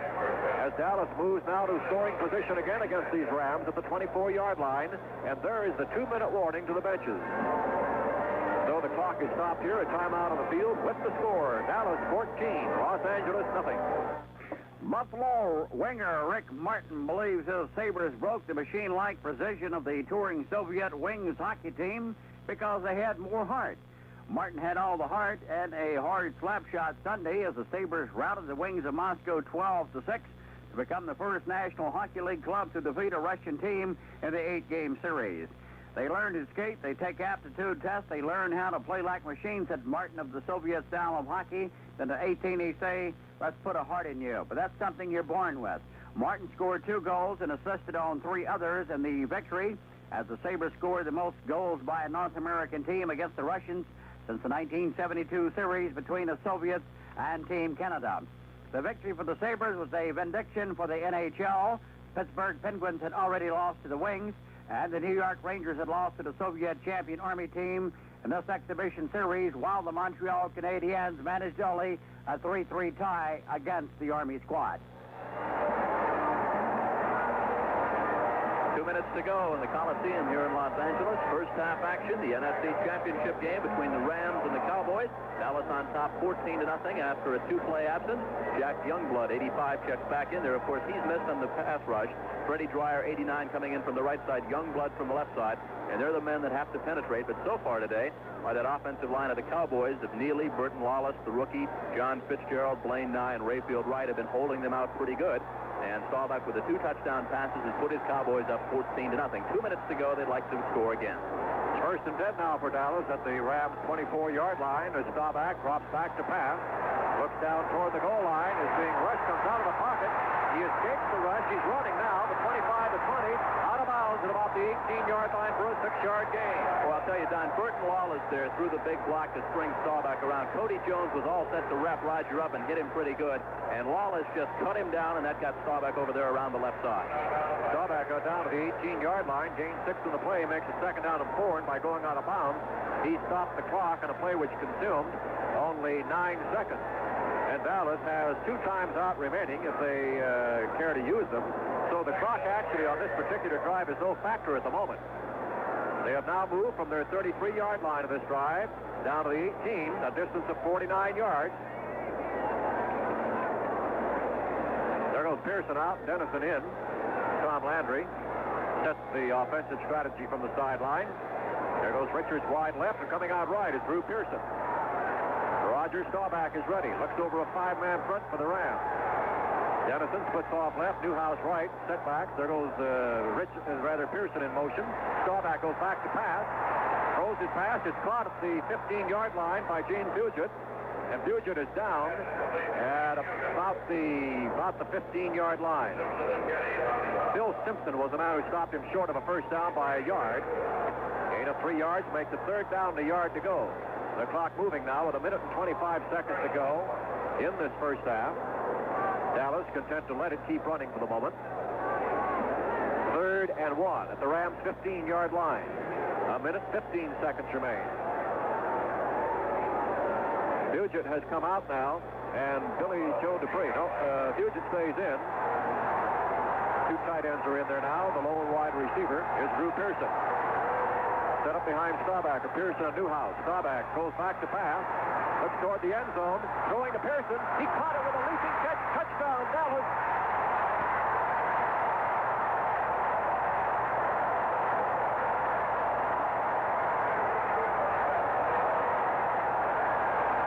Drew Pearson with a leaping catch. Getting beyond Ken Geddes by a step. And Staubach lofting the pass. Perfectly thrown into the end zone about halfway between the end zone line and the goal line, and the touchdown gives Dallas a 20-0 lead. Tony Fritsch is in to kick for the Cowboys. And it'll be a shaken-up Ram team that heads for the dressing room in about 54 seconds. Here's Charlie Waters holding, and Tony Fritsch is kicking for the Cowboys. An early rush by the Rams, it appeared to be here, and the flags are thrown on the play. So 3 touchdown passes for Roger Staubach. 18 yards to Preston Pearson in the first quarter. A 4-yard toss to Golden Richards about midway through this second period. And now in the closing 54 seconds of the first half, the 3rd touchdown pass of the day for Roger Staubach. That's what you want to do, is isolate that back coming out of the backfield. That's exactly what Staubach was able to do. He got Pearson free against Ken Geddes over there. Terrific catch by Pearson, his 2nd touchdown of the day. And the Rams are in trouble. Their backs are up against it now, 20-0. The kick coming up with 54 seconds left to go. So Staubach hitting for 3 touchdown passes early in the first half. And you know, Don, earlier in the week, one of the reporters asked Tom Landry if he was an emotional man. We can't see him from up here, but I would have to think that his face cracked just a little bit with this 21-0 lead now. Smile must be on his face. There's Fritsch's conversion to make it 21-0, and the Cowboys lead the Rams 21-0. A much more decisive advantage even than they enjoyed in the first game this year when they beat Dallas 18-7 down in Dallas on those 4 field goals by Fritsch and Doug Dennison's 1-yard touchdown run. The Rams are going to have to regroup their forces, both defensively and offensively. You know, when this season started, Tom Landry would have been the first to admit that he was concerned about Dallas's defense. The Cowboys did allow the most points since 1969, 268 to be exact. They had 5 new starters in there. But they have grown and matured, obviously, by the 14-game regular season. And Tom, just the other day at the press conference, said to him, the key of this ball game would be how the Dallas defense operated against the Rams. He's had his answer, and very satisfactorily in this first half. Well, this was supposed to be a rebuilding year for the Cowboys. They're about to build them way right into the Super Bowl. Willie McGee and Cully Bryant back to take the kick from French. It's grabbed by McGee at the goal line. He comes up the middle of the 10, stays in the middle of the 20, now cuts to his right, out to the 25, and down he goes on a 25-yard return. Willie McGee making it 1st and 10 for the Rams. In case you just joined us, here are their drive distances so far against this Cowboy defense of which I was just speaking.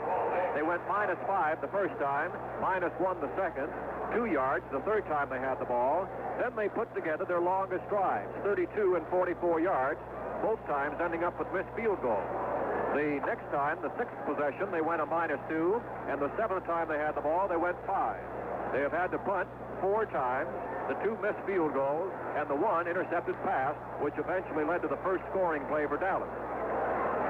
Here now with a 3-man front, Dallas lines up with 5 backs, defensive backs, looking for Jaworski to go to the air, 1st and 10 of the 26-yard line.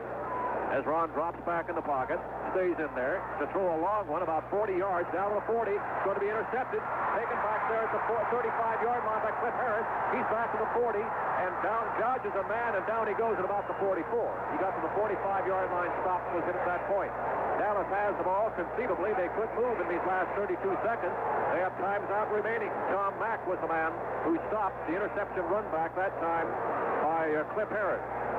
Okay, now here's where Jaworski's inexperience probably has hurt them. With 46 seconds to go, lots of time remaining. He went for the deep bomb right away rather than go to the little sideline panners, the outs, or throwing short over the middle to his back. He went for the bomb, and it hurt him. He was picked off there right away. Staubach in passing 10 out of 16 for 149 yards with 1 interception, but the big figure there, of course, 3 touchdowns. Jaworski 5 out of 12 for 82 yards, and the interception there by Dallas. Here we go as Dallas has the ball at the 44, and they'd like to do some more scoring before this half is over. Back to pass goes Staubach. A flag has been thrown. The pass down is incomplete, intended for James Nugent down there at about the 13-yard line. There's a holding penalty being called against Dallas, and that'll take them back into Cowboy territory.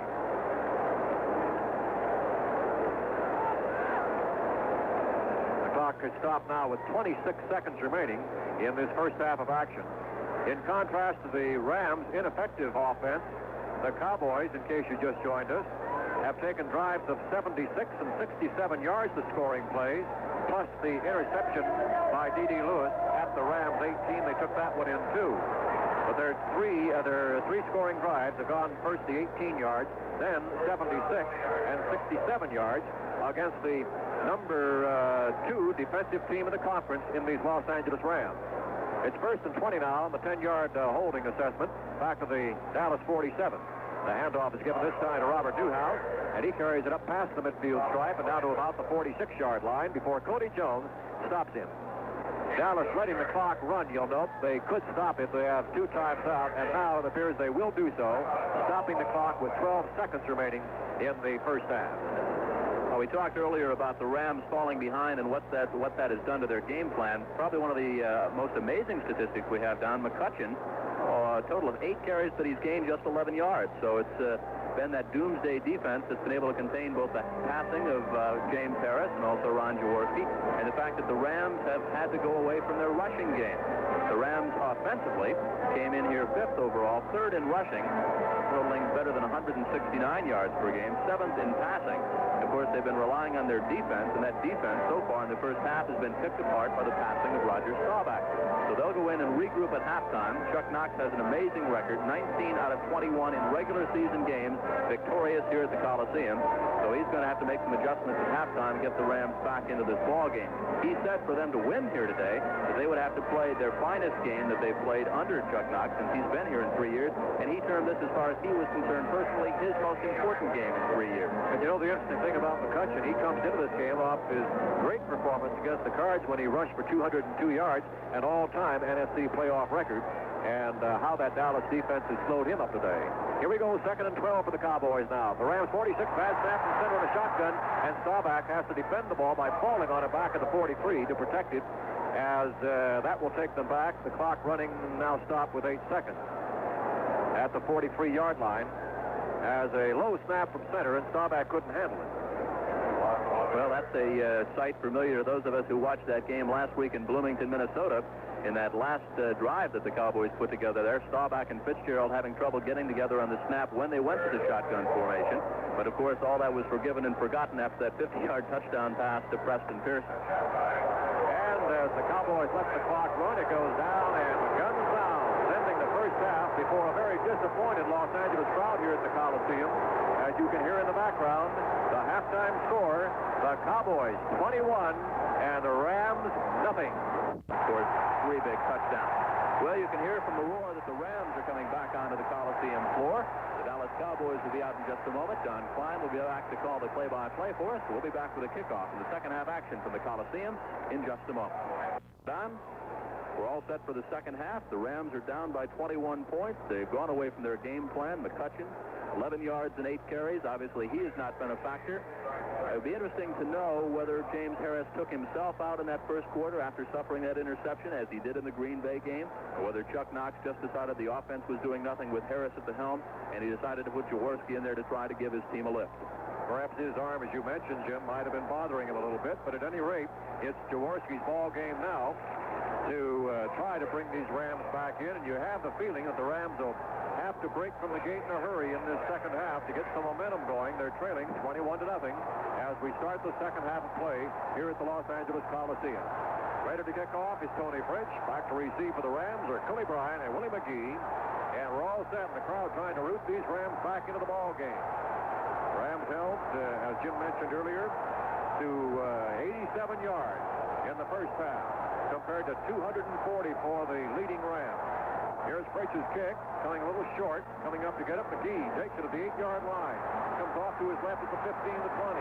Gets a block at the 25, and down he goes at the 29-yard line. So McGee will start the Rams in business at their own 29-yard line. First down and 10 to go. The stop of the run back by Benny Barnes. One of 3 of those Stanford Cards playing on this team. Benny Barnes, along with Blaine Nye and Pat Donovan. First and 10 now for the Rams at the 29-yard line, and Ron Jaworski is your quarterback. The running backs to be Cullen Bryant and Lawrence McCutcheon. They operate out of the I formation. Here's Harold Jackson and Ron Jesse, wide receivers, left and right, respectively. The Rams break out of that I, and the lone remaining back now is McCutcheon. Our short slot left is Bryant. The pass from Jaworski is thrown to Jesse, and he's out of bounds up around the 35-yard line. Ron Jesse takes it out for a gain of 6 yards on the first play of the second half. Los Angeles starting from its 29-yard line. And when you wonder what it was that Chuck Knox said to his club at the end of the first half, you've also got to assume that Tom Landry has given his club quite a pep talk there in the Dallas side. They don't want any kind of a letdown at this point. It's easy to sit back and say, well, we've got a 21-0 lead, but the things could turn around very quickly, and that's exactly what Landry wants the defense against here. Mark Washington took Jesse out of bounds on that last play, and it's now second down and about 4 to go for the Rams from their 35. The handoff is given.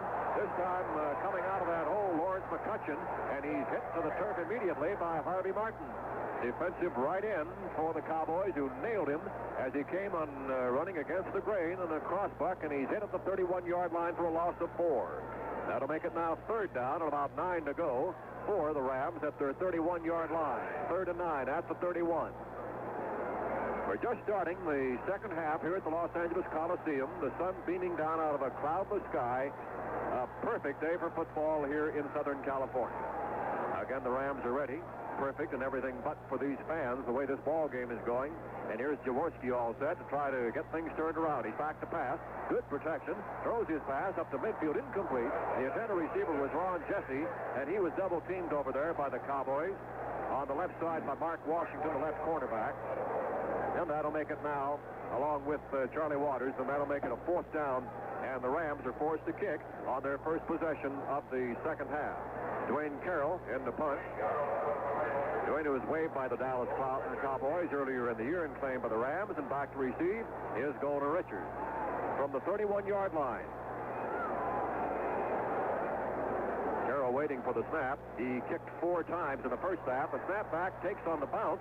He gets his kick away. A nice punt. Richards chased back to the 23-yard line, brings it back to the 30, and down he goes at the 32-yard line.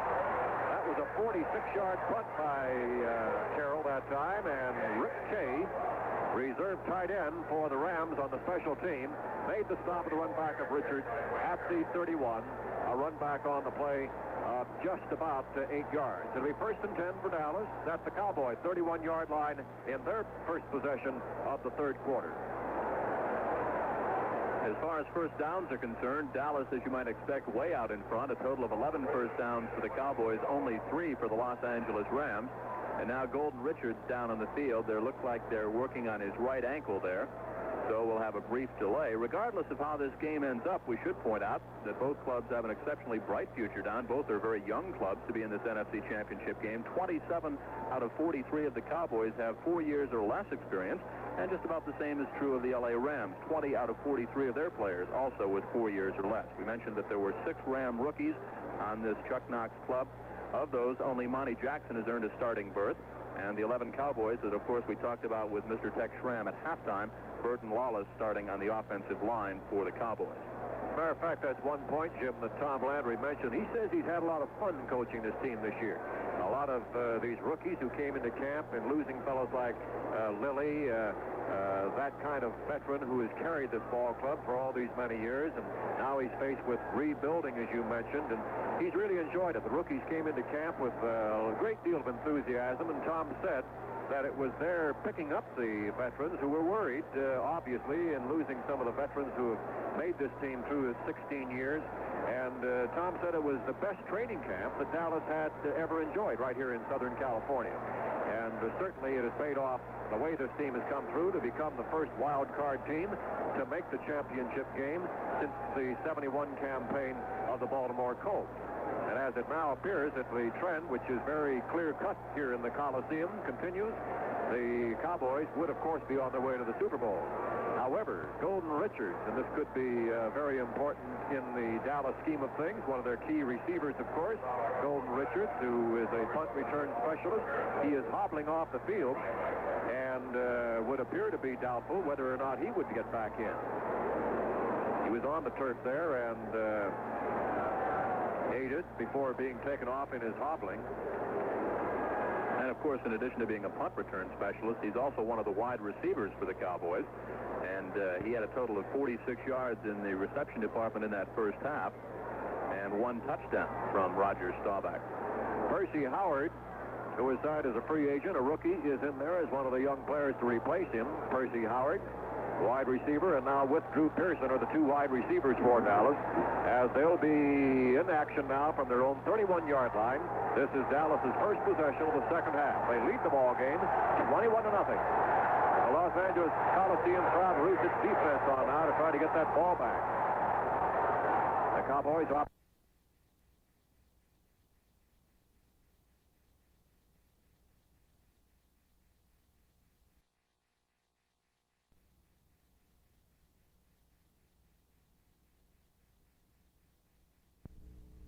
Rams will be kicking off, moving from our left to our right, the Cowboys to receive, and the man to call the play-by-play for you, the sports director at KCBS in San Francisco, Don Klein.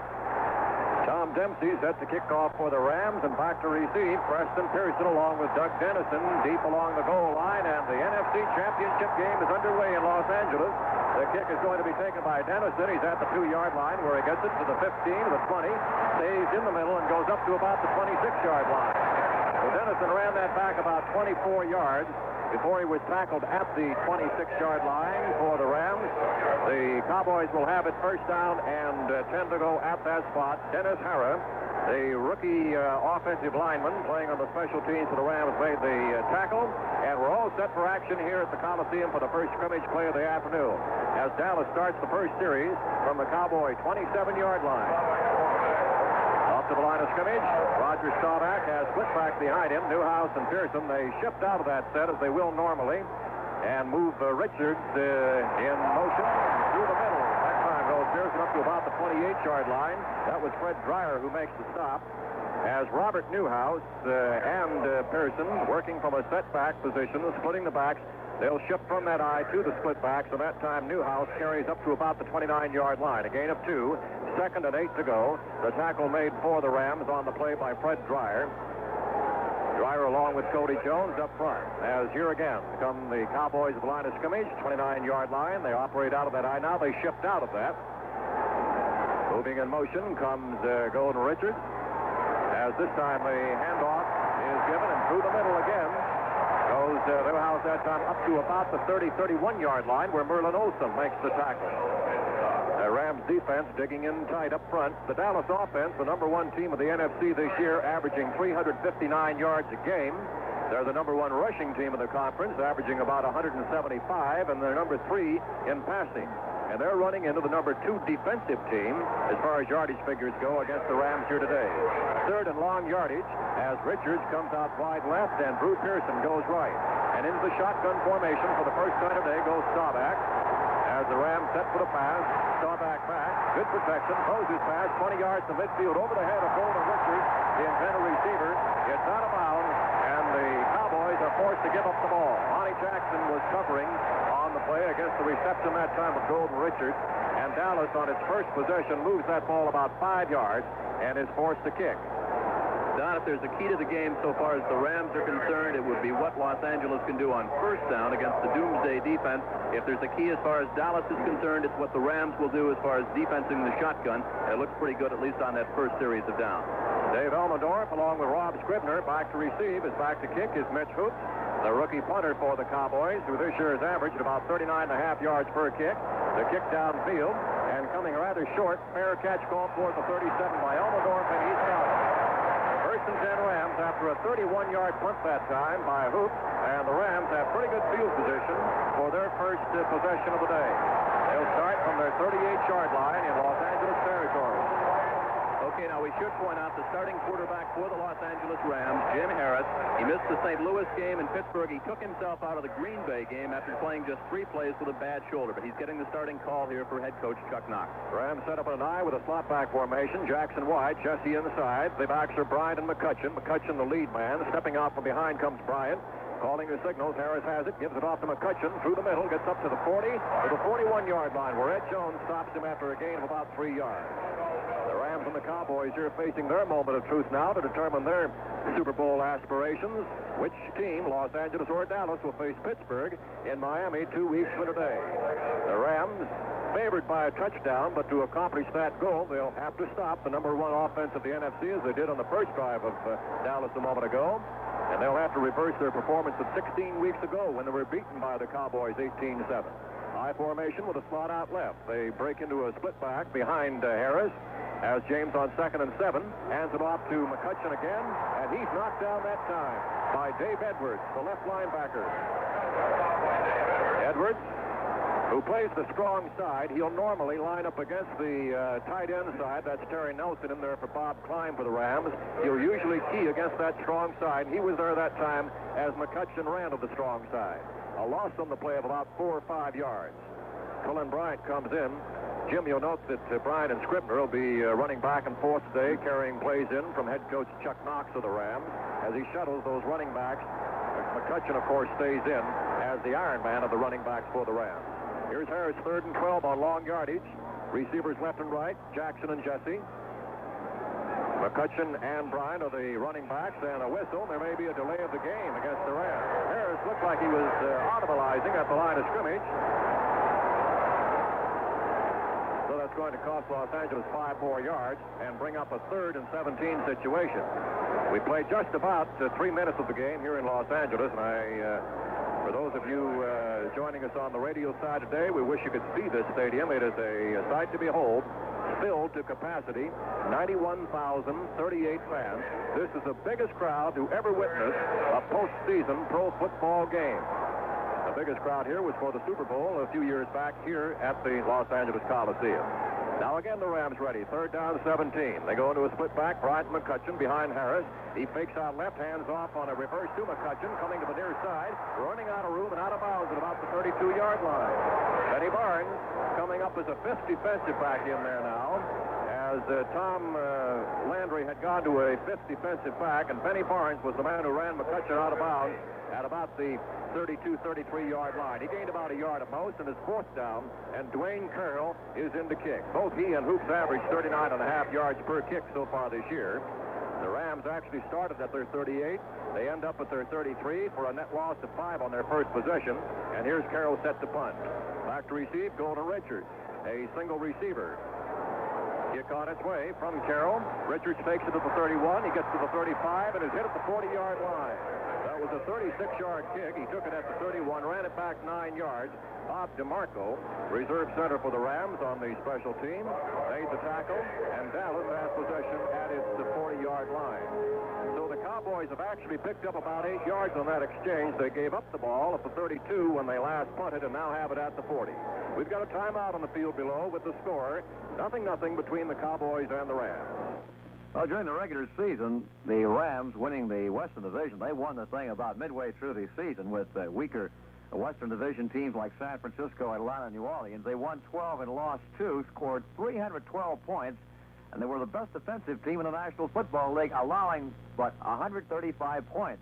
On the other hand, Dallas had a fight all the way with St. Louis and Washington before they got a wild card bid. St. Louis won the Eastern Division. Then, of course, as we said, Dallas upset Minnesota last week at Bloomington.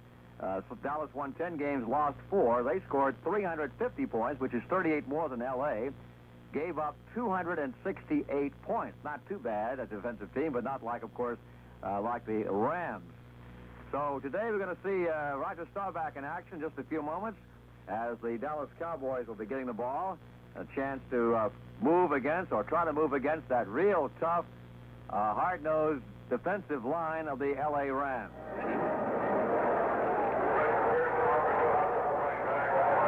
The Cowboys have the ball for the second time today at their 40-yard line as they set up in an I formation.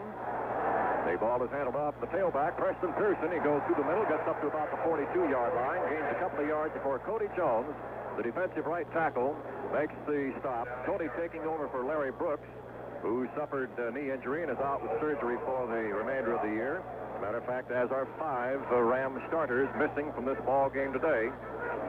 Starters Jim Bertelson, the running back, along with tight end Bob Klein, the 2 cornerbacks, Charlie Stoops, and along with Al Clark, and as I mentioned, the aforementioned Larry Brooks. So here are the Cowboys now at their 43 after a gain of a couple of yards. It's second down and 8. And Staubach sets up in the I formation. Pearson in the tail. Newhouse the front man. The pitch this time to Dennison. Dennison was in there for this time for Pearson, and Dennison carries wide right and goes up to about the 48-yard line before he's tackled by Dave Elmendorf, a strong safety stopping him just short of midfield. They'll mark it at the 49-yard line, and that would be a gain of about 6 yards on the play for Doug Dennison, who had come in for Preston Pearson, was operating out of the tail of that I formation. And that'll make it now a third down for the Cowboys. They're a yard short of midfield. They have about 2 to go. Okay, third down now, third and short. Let's see what they do. We've had one pass so far. That was the one that Staubach tossed away out of bounds. Keep your eye on Newhouse, 44. He comes out of the flat there, just slides out of the backfield. And Staubach might hit him short, might be a run up the middle, huh? Cowboys bring in 2 tight ends now and work with a wing back right. The running back's in an I formation. The handoff is given, this time to Pearson. Pearson plunges, and he's close to a first down as Cody Jones knocks him down. Pearson dove right about midfield. He has to get just short of the Rams' 49-yard line. That's about where they're unpiling there right now. As Preston Pearson, a ball carrier. It is short of a first down by about a couple of feet. So Mitch Hoops will come in to punt again. And Dallas moves that ball in a defensive ball game so far on this drive about 9.5 yards. Gets to midfield. And we'll make it now the second punt of the afternoon for Hoops, and back to receive. The single receiver is Rob Scribner. So again, the Ram defense digs in. Don mentioned number 2 in total offense in the NFC. Number 2 against the rush, giving up just about 110 yards a game. Dallas with 3rd and short elected to run with the ball and miss. Snap back a high snap, but Hoops handles it. Gets his kick down to Scribner, pounding in front of him at the 20. There'll be no return, and the ball is out of bounds at about the 17-yard line. So that kick is good for 33 yards, and the Rams have the ball. Back now inside their 20-yard line, actually at the 19, where it'll be first down and 10 to go for Los Angeles. Still had not seen James Harris put the ball up. He was faced with 3rd down and 17. They elected to try McCutcheon, trying the right side.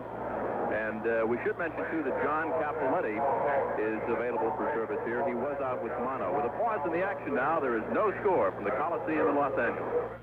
Well, in case you missed the details of that AFC game at snowy Pittsburgh, Terry Bradshaw sent the Pittsburgh Steelers to their 2nd consecutive Super Bowl appearance, throwing 20 yards to John Stallworth for the clinching TD in the 4th period to spark a 16-10 victory over the playoff-plagued Oakland Raiders in that American Conference title game at Three River Stadium in Pittsburgh. Bradshaw's touchdown pass came 3 plays after middle linebacker Jack Lambert recovered a playoff record 3rd fumble of the game and sent the defending champion Steelers into the January 18th Super Bowl in Miami against the Dallas-Los Angeles winner.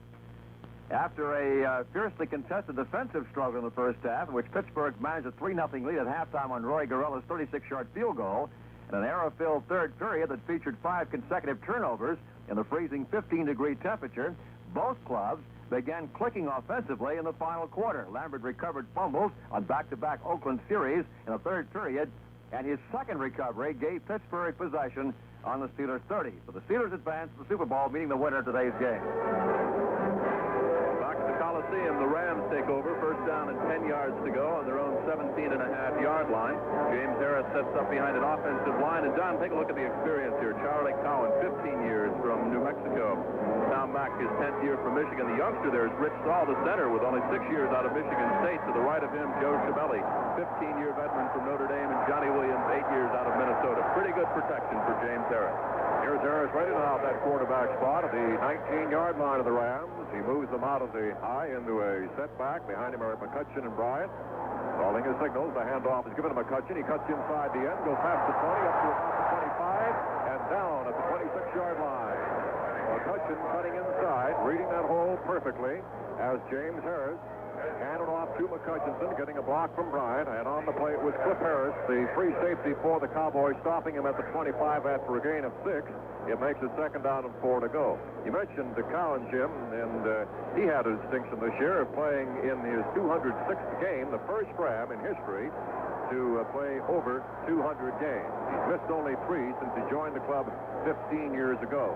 Here are the Rams now, 2nd and 4 at the 25-yard line. As McCutcheon, the lone remaining back, Harris throwing a pass, intercepted, picked off that time by D.D. Lewis.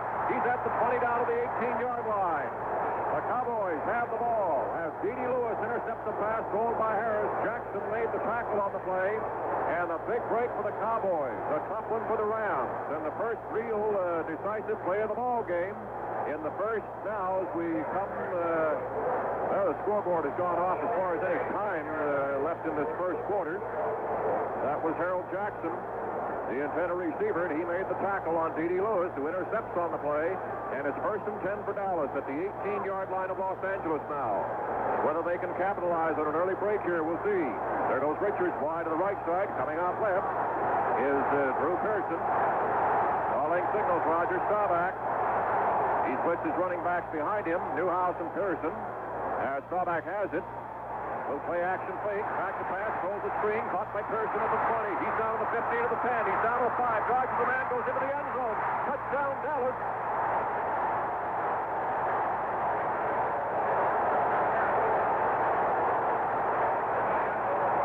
Dallas strikes quickly, as that time was Roger Staubach throwing a screen pass to Preston Pearson. The blockers forming perfectly after a little play action fake to freeze off those linebackers of the Rams.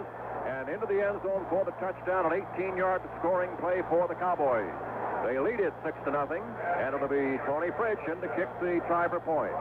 And how these Rams, remember Tony, Jimmy kicked 4 field goals against them to help them win that ball game down in Dallas earlier this year. That's right. In that game, too, we mentioned the 6 turnovers, 3 Los Angeles fumbles, 3 interceptions. They've already had 1 turnover, and it led directly to a quick Dallas score. You're all set now. Holding the ball for the Rams, for the Cowboys, Charlie Waters. Here's Fritz kick on its way. That one is good. And the Cowboys have a 7-0 lead in this first quarter. The scoreboard has become inoperative here in the Coliseum, showing nothing as far as the time remaining. So we'll just say it's in the first quarter with the score, with a timeout on the field. The Cowboys 7 and the Rams nothing. Well, in hockey today, exhibition game at Buffalo, Rick Martin scored 2 first-period goals and assisted on 3 others as the Buffalo Sabres blasted 9 goals in the first 2 periods to pin a 12-6 rout on the touring Soviet Union team. This was the Wings. They have 2 teams, the Army team and the Wings. And this gives the National Hockey League its first win in the series against a touring Russian team. It'll be an 8-game series when it's all over. Right now, they're 1-2-1. The other night, Montreal tied them. Earlier, the Russians won a couple of games against 2 NHL teams. They beat the New York Rangers and the Pittsburgh Penguins. And the goals were also the most scored by a North American team against the Russians since the series between the Soviets and Team Canada began in 1972. Elsewhere in tennis, Mark Edmondson has toppled 3-time Wimbledon winner John Newcomb to win the $100,000 Marlboro Open in Australia. He won 6-7, 6-3, 7-6, and 6-1. Tony Fritz is kicking off for the Cowboys down to the Rams 10-yard line. Where it's taken there by Ron Jesse. Bobbles it. Back up he recovers to the 15, then reverses the field to the 20, and out of bounds at about the 25-yard line. Ron Jesse taking that kick from Tony Fritz. And the Rams will have the ball for the 3rd time this afternoon. In case you just joined us, they started previous drives from their 38th the night main. And, Jim, you have to feel the reaction from the crowd down below as James Harris is getting a little pressure on him. Huh? Well, he's thrown 1 pass, Don. That was picked off by D.D. Lewis, led directly to the Dallas score. Ron Jaworski came in that Green Bay game, led the Rams to a win, came right back, upset Pittsburgh on Saturday night, and, of course, the big win against St. Louis a week ago. So the fans now shouting they want the Polish rifle out here in Ronnie Jaworski. Here's Harris ready from the 25-yard line. He takes his backs out of the eye. They are McCutcheon and Bryant. Jesse wide right, Jackson to the left. The handoff is given this time to McCutcheon, and he goes through the middle, but doesn't gain much through that Dallas front wall. He's tackled by Harvey Martin, who is one of the newcomer starters up there in his 3rd season with Dallas. Great pass rusher, and he hung in there to make the tackle and a rush through the middle. Gain of about a yard. 2nd down and 9 to go now for the Rams, just past their 26. We mentioned that the Cowboys, the #1 offensive team in the conference, the Rams are 5th in that regard. 3rd in rushing, 7th in passing. Rams offense largely based on a running game. Here's Harris ready now, operating with a 2nd down and about 8.5 to go. Split backs, McCutcheon and Bryant behind him. As the handoff is given, that Scribner in for Bryant. The ball is given to Scribner, and he carries it up to about the 27-yard line. Again, they'll shuttle those back between Bryant and Scribner. Rob Scribner, the ball carrier, and Dave Edwards knocks him down. The 13-year veteran strong side linebacker for the Cowboys. It is 3rd down and about 8 to go as Bryant comes back in for Scribner. You know, Don, when the Cowboys came in on Friday night and Tom Landry had his press conference, he was informed then by some of the news people that James Harris would start, asked if it had any special problems defending either Jaworski or Harris. He said no, but he wasn't even aware that Harris would get the starting call here today. But then when informed so, he said, well, he is their starting quarterback. He should get the nod. 3rd and 8 now as again the Rams are ready in long yardage. There goes Harris back to pass, throws it over the middle. It is incomplete. Intended on an up and in pattern that time. Intended for Terry Nelson, throwing to his tight end. And that's something rare in the Los Angeles playbook. Nelson has caught only 1 pass since he took over for Bob Klein after Bob was injured in the 11th game. And Dwayne Carroll is into punt now for the 2nd time this afternoon as the Rams go nowhere. To be exact, only 2 yards. Back to receive is Golden Richards, the punt return specialist, as well as the wide receiver for the Dallas Cowboys, and from the 27-yard line. Carroll ready to punt. Dallas could come up with good field position on this again. Here's the punt. It's coming to the near side. Will pound and pass. Richards getting a pretty good Los Angeles hop down to the 32-yard line. And so the kick is good for 41 yards. And Dallas will have the ball for the fourth time this afternoon at their 34-yard line. Credit Carroll with a 39-yard kick to be exact. The Rams offense, Jim Salinger keeping our stats today, says they are -2. And that has to worry Chuck Knox. Well, they came in here ranked number 5 in the NFC, 3rd in rushing, 7th in passing. The last pass by Harris, he had his tight end Nelson open. It was just thrown below, a little underneath the coverage. Bad pass. And down on the sideline now, Ron Jaworski is warming up, Don. Here's Dallas ready as Staubach hands it off, and through the middle goes Dennison this time, and Doug carries up to about the 37. That's a change also for Dallas. Dennison is a short yardage specialist. He scored 7 touchdowns and led the Dallas rushers in goal line situations, and that time he carries on a first down on long yardage, of course, 1st and 10, and he gains about 3 to make it 2nd and 7. That was Cody Jones of Los Angeles making the stop. 2nd and 7 now for the Cowboys at their own 37. There goes the hero of the victory last week, Drew Pearson, wide right, coming out left, Golden Richards. Roger Staubach is ready. He's going back, a short drop to pass, throws to the right side. It's caught by Richards, this time by Billy Joe Dupree going out of the sideline. He caught it at about the 47-yard line.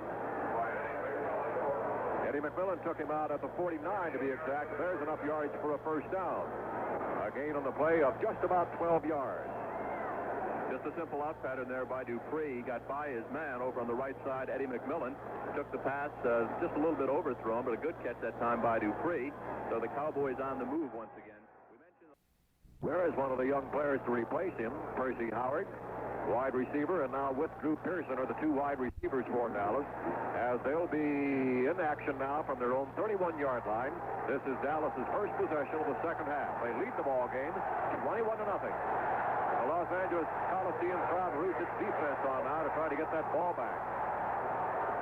The Cowboys operating out of a split back behind Staubach. Roger hands it off this time to Newhouse as Robert comes past the 35 and out of bounds at about the 36-yard line, gaining almost 5 yards before Eddie McMillan drives him out. McMillan, who replaced Charlie Stooks, out with a knee injury and knee surgery. 3rd-year man playing the left corner with the rookie Monty Jackson at the other. In the secondary, Dave Elmendorf and Bill Simpson are the safeties. Backing up the line are Ken Geddes and Isaiah Robertson outside, and Jack Reynolds, the defensive captain, in the middle. Up front are Fred Dreyer and Jack Youngblood the ends, and Merlin Olsen and Cody Jones the tackles, the 11 defensive players on the field for the Rams. Here it is now with a 2nd down and 2, a gain of 8 yards up to the 33 on that last play.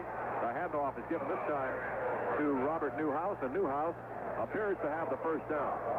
From the 31-yard line where that drive started, he gained about 7.5 yards up to the 38, call it, and then Newhouse takes it up to the 42 for a first down on the play, going 11 yards in the drive, and Jack Reynolds was the man who stopped the play.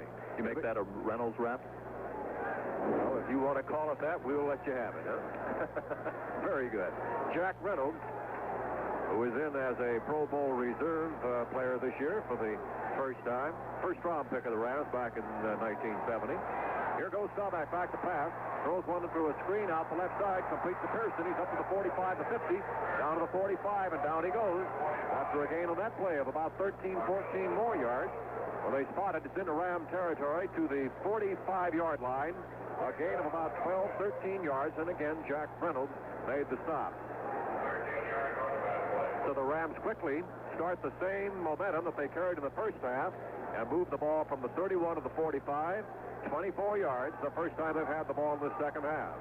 There goes Drew Pearson wide to the left side, and now going to Richards' replacement, Percy Howard is out of the right. Gene Fugit can come in to play that wide receiver spot, although normally a tight end. Here's the handoff, is given this time to Newhouse.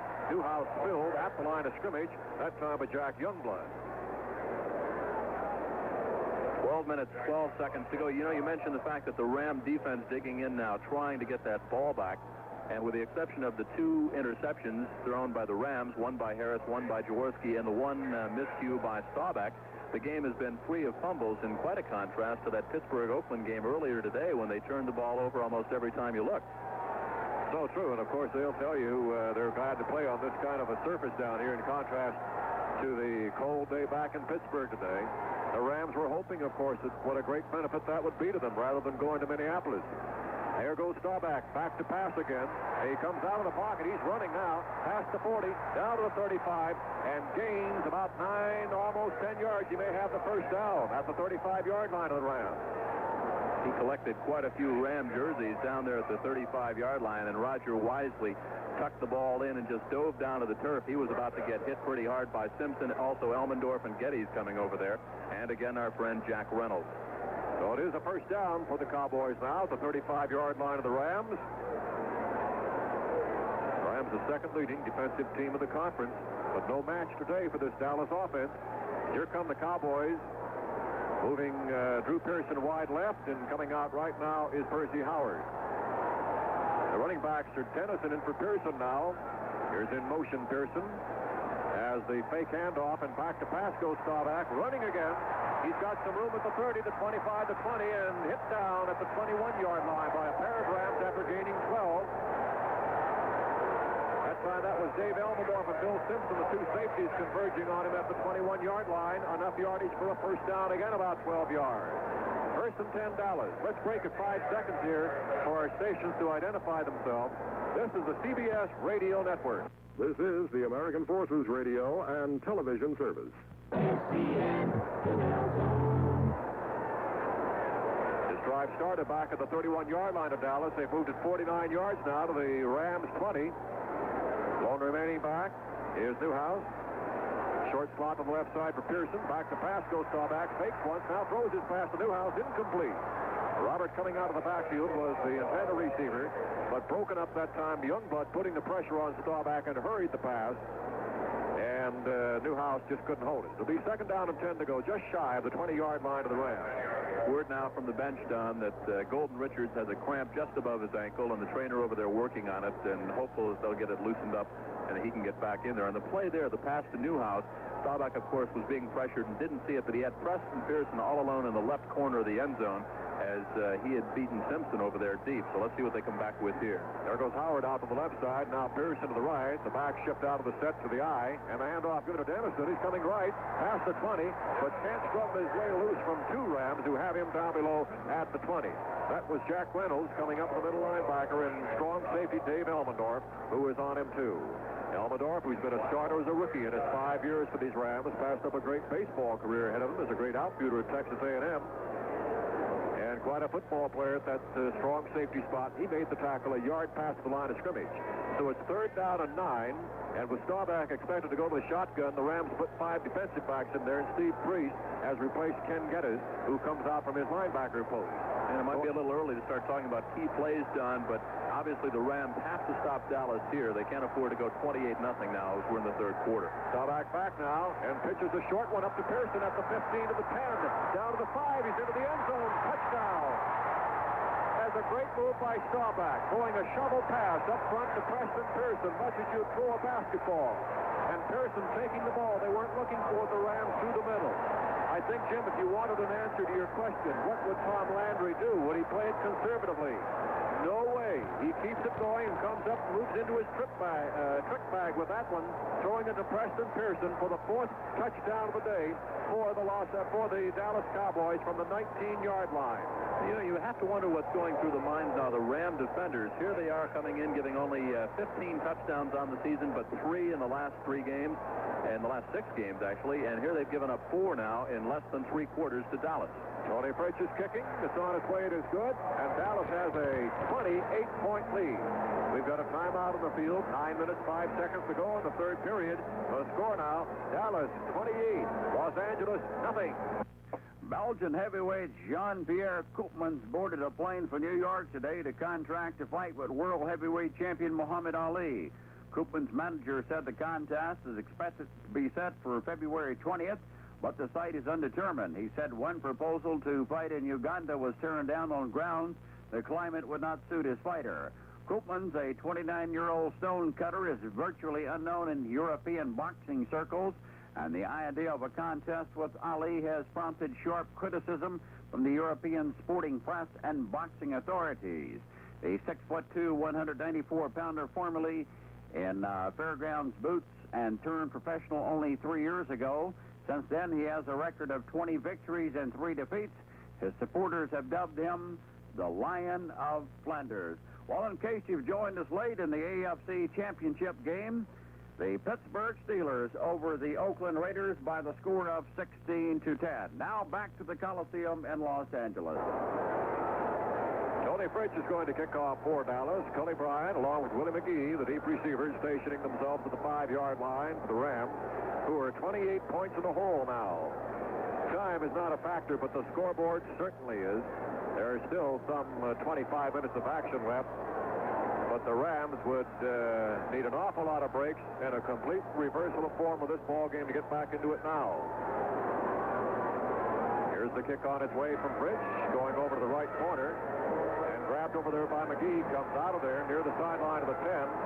He's being hemmed in trouble, and down he goes at about the 13-yard line.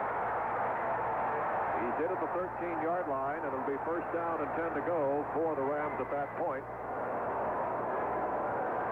There was a loose football down there, Don, and some of the Cowboys thought that they had it, but the official said no, the play was dead before the fumble, so the Rams take over now in the shadow of their own goal post. First down, 10 yards to go from their own 13-yard line, down 28-0. And you have to imagine that back in Pittsburgh, Pennsylvania right now, Chuck Noll and his staff trying to figure out a way, as Chuck Knox and his staff is right here in the Coliseum, to stop Roger Staubach. And here ready now is Ron Jaworski, quarterbacking the Rams from their 13-yard line. The running backs are Bryant and McCutcheon. Here goes Jaworski back, the rush on. He throws his pass to a safety valve. McCutcheon at the 15 to the 20. He's up to the 25. That'd be a gain on the play of about 11 or 12 yards. D.D. Lewis came up from the right linebacker post to get McCutcheon after the catch. Gain of maybe 11 yards on the play. It'll be a first down and 10 to go.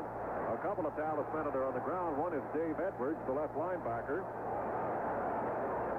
The other, whose number is obscured from our vision here, Jethro Pugh, I believe, is the other man on the ground. Two Cowboys racked up on that play at the 25-yard line. It's a first down for the Rams at that point. And you know, Don, that's only the fourth first down in the ball game for the Rams. Dallas with 16, Los Angeles with but 4. And it comes after the Rams have dug themselves into a 28-0 deficit. Roger Staubach now, 6 carries for a total of 46 yards in the rushing department. But most impressive, 12 out of 19 passing, 181 yards, 4 touchdowns. Those two down there now. John Fitzgerald, who is spotting for us. We've got a timeout here in the field. We'll break it here for a moment. With 8.5 minutes to go in the third quarter, the score, Dallas 28, Los Angeles nothing. Well, elsewhere in sports on this Sunday, Kevin Zappia scored 1 goal and added 4 assists Sunday to lead Clarkson College to a 10-5 victory over Vermont in the finals of the ECAC Holiday Hockey Festival at Madison Square Garden. It was the second tournament win in 2 weeks for Clarkson, which came here after winning the Syracuse Invitational Tournament. Clarkson reached the finals with a 4-2 victory over Cornell Friday night, while Vermont turned back Pennsylvania 6-5 in overtime. Zappia, who had 2 assists Friday night, was named attorney's most valuable player. Glenn Tamaris had 2 goals and 2 assists for Clarkson in the championship game, with Randy Cooch getting 2 goals for Vermont. Clarkson goaltender George Galbraith stopped 30 Vermont shots, while Clarkson fired 44 shots at Catamount goalie Tom McNamara. In the consolation game, Cornell blasted Penn by the score of 8-2. Right now, let's go back to Jim Kelly and Don Klein at the Coliseum in Los Angeles. First and 10 now for the Rams. John Fitzgerald spotting for us today for the Dallas Cowboys. Not center John Fitzgerald. John's down there in the field himself, but he tells us that is Harvey Martin, who was hurt on that last play, but he's okay and ready to go. First and 10, the Rams at the Los Angeles 25-yard line. Calling signals, Jaworski moves his backs out of the eye. He's back to pass. Wrong being rushed from the blind side. He's hit back at the 15-yard line. Ed Jones, too tall, coming through to get him. Jones knocks him down. The great All-American from Tennessee State, playing his second year of pro football. All-rookie team of last year, and he drove in on top of Jaworski, and he sacked him back at about the 16-yard line for a loss of 9 yards. The NFL's top draft choice at 74, one of the rookies around whom Tom Landry is building this defense, and Jones was there to get him. A loss of 9, second and 19 for the Rams now at the 16-yard line of Los Angeles. 8 minutes to play, third quarter, and the score is 28-0 in favor of the Cowboys. The Cowboys put 5 defensive backs in there now. Denny Barnes is in as the 5th man. Jaworski expected to pass, goes back to pass, throws one out to the right side, caught this time. Over there that time to Terry Nelson, the tight end. Nelson takes it at about the 20-yard line, and they're going to spot it there. He's hit by Cliff Harris at the 23-yard line. Gain of about the 9 he had lost in the previous play. That'll bring up 3rd down and 11 called, a gain of about 8 yards. You came into Los Angeles, Don. We expected to see a defensive showing by the Rams. It's turned out exactly the opposite. The doomsday defense of Coach Tom Landry and the Dallas Cowboys digging in here, shutting off the offense. We should point out that the 3 touchdowns by Preston Pearson ties the playoff record. Otto Graham for the Cleveland Browns scored 3 against Detroit in the 54 playoff game. Gary Collins of Cleveland did the same against Baltimore in 64, and Tom Matty of Baltimore against Cleveland in 68. Preston Pearson, 3 touchdown receptions, all good for touchdowns off the arm of Roger Staubach here this afternoon. 3rd and 11 now as Jaworski goes back to pass again. Looking downfield, ducks under a rush, can't get away, and down he goes back to the 12-yard line. He's going for a loss of about 9 yards on the play. Jaworski's 3rd sacking of the day. Down in the clutches that time of the Dallas Cowboys, Dave Edwards on a blitz from the linebacker. Got him first at the 12-yard line. And back into the end zone to kick goes Dwayne Carroll. As the Rams started this drive at their 13-yard line, remember, and end up with their 12. So for the second time in 2 possessions for the Rams in the second half, they're forced to punt. Dwayne Carroll in his end zone. Cliff Harris is back to receive. A change from, of course, Richards, who is out. Here's the kick, and Carroll gets one off the side of his foot. It's going to bound out at the 30-yard line of the Rams, and Dallas has great field position. As Dwayne Carroll now having trouble, as the Rams are in every department. Dwayne Carroll punts one out of bounds to the 30-yard line, and it's just not his Los Angeles' day. And the 91,000 faithful a little disgruntled now. We're at the 6-minute, 29-second mark of the 3rd quarter, 28-0, and as Don said, Dallas in great field position here. A chance really to put the thing away altogether. They're on the 31-yard line of the Los Angeles Rams, and Roger the Dodger with 4 touchdowns brings them out. 19-yard punt on that one. Here's Staubach ready, hands it off to Newhouse, coming over the right tackle, gets down to the 28-yard line.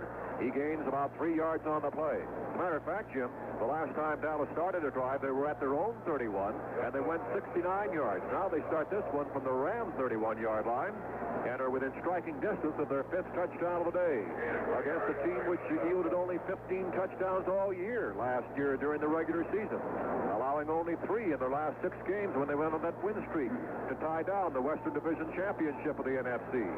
Going wide left now is Drew Pearson. Coming out to the right side is Percy Howard. Richards still on the bench.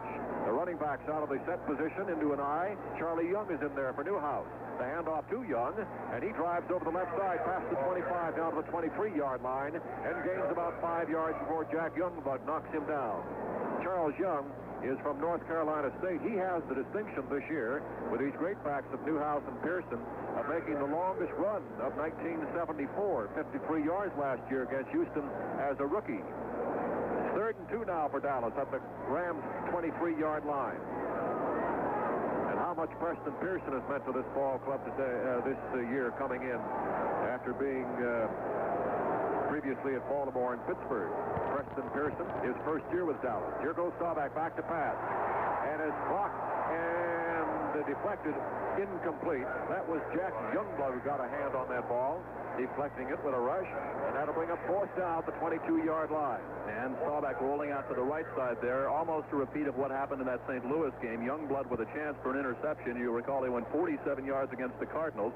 And as we review it here, Staubach rolling out to the right side.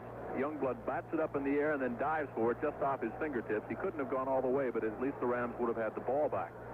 Got to take a look at what Dallas has done, Don, in the last month, and what a great coaching job by Tom Landry here. Just 4 weeks ago, St. Louis beat them 31-17, and since that time, they've come up with big wins against Washington and the Jets, and of course, St. Louis last week, and now they're just destroying the Rams here in the NFC Championship. Charlie Waters holding as Fritz kicks from the 30, a 40-yard effort on its way, and that one is good. And Tony Fritz, who kicked 4 against the Rams, and they beat them in the season opener, adds now his first field goal of the day here today.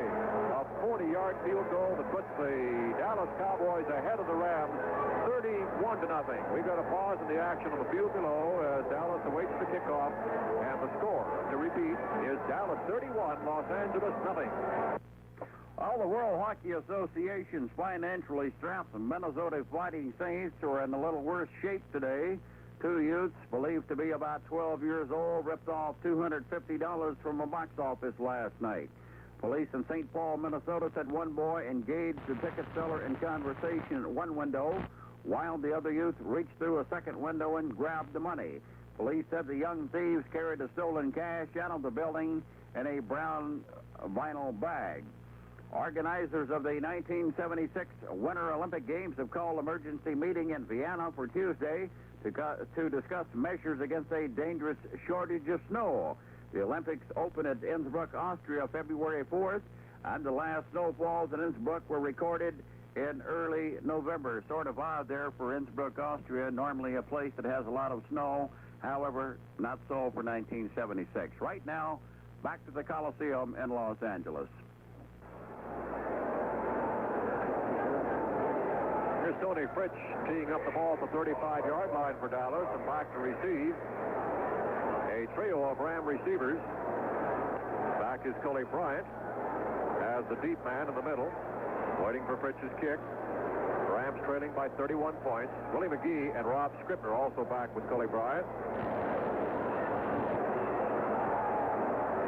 There's the whistle, and here's Tony Fritsch coming forward. Kick on its way. And going over to the right corner where it's grabbed over there by Willie McGee at the 10, up to the 20. Running the sideline to the 30, and down he goes at the 32-yard line, running it back about 22 yards to the 32, where he was tackled at that point by the Cowboys' Warren Capone, reserve linebacker from Louisiana State, signed as a free agent. Signed, as a matter of fact, after having played with Birmingham in the World Football League. First and 10 for the Rams now at the 30-yard line. I think one of the great comebacks, certainly in not only regular season play, but certainly in postseason play for the Rams to pull this one out now. 31-0 against them. 5 minutes to go, third quarter. As here is Ron Jaworski all set. The handoff and a draw through the middle comes McCutcheon, and Lawrence is nailed at the 31-yard line. You wouldn't know it's the same ball team and the same runner as McCutcheon. The way this Dallas defense is operating today compared to last week against St. Louis, when McCutcheon ran for 202 yards, carried the ball 37 times, and set an NFC playoff record. Now, we mentioned in the series at the top of the broadcast, too, Don, that the Rams lead the series 5 games to 4. But Dallas, of course, has won the last 2. They won the 73 divisional playoff, and Dallas won that game 27-16. And, of course, they won the season opener 16 weeks ago, 18-7 in Dallas. As here once again now, Jaworski's back, throwing a pass, caught by Willie McGee. He's up at the 45 and down to the 47-yard line. There's a flag thrown on the play.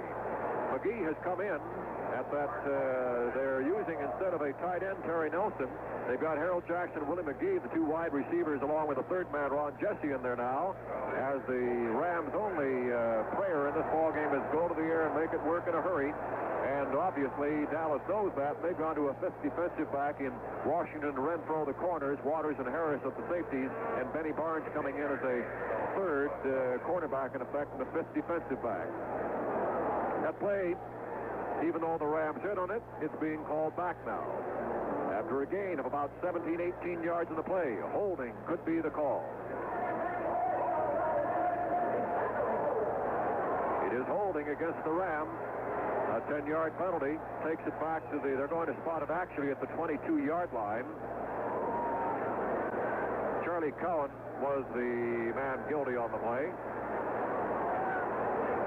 McCutcheon now has 10 carries for a total of 7 yards is the figure we have. That's -4 in the second half. He had only 11 in the first half. There's the story of the ball game as the Rams try to build around that running attack. Here goes Jaworski back. The rush is on him. He escapes the first one. 2 more after him, and down he goes in the grass with Bill Gregory. Gregory got Jaworski that time, back at the 15-yard line.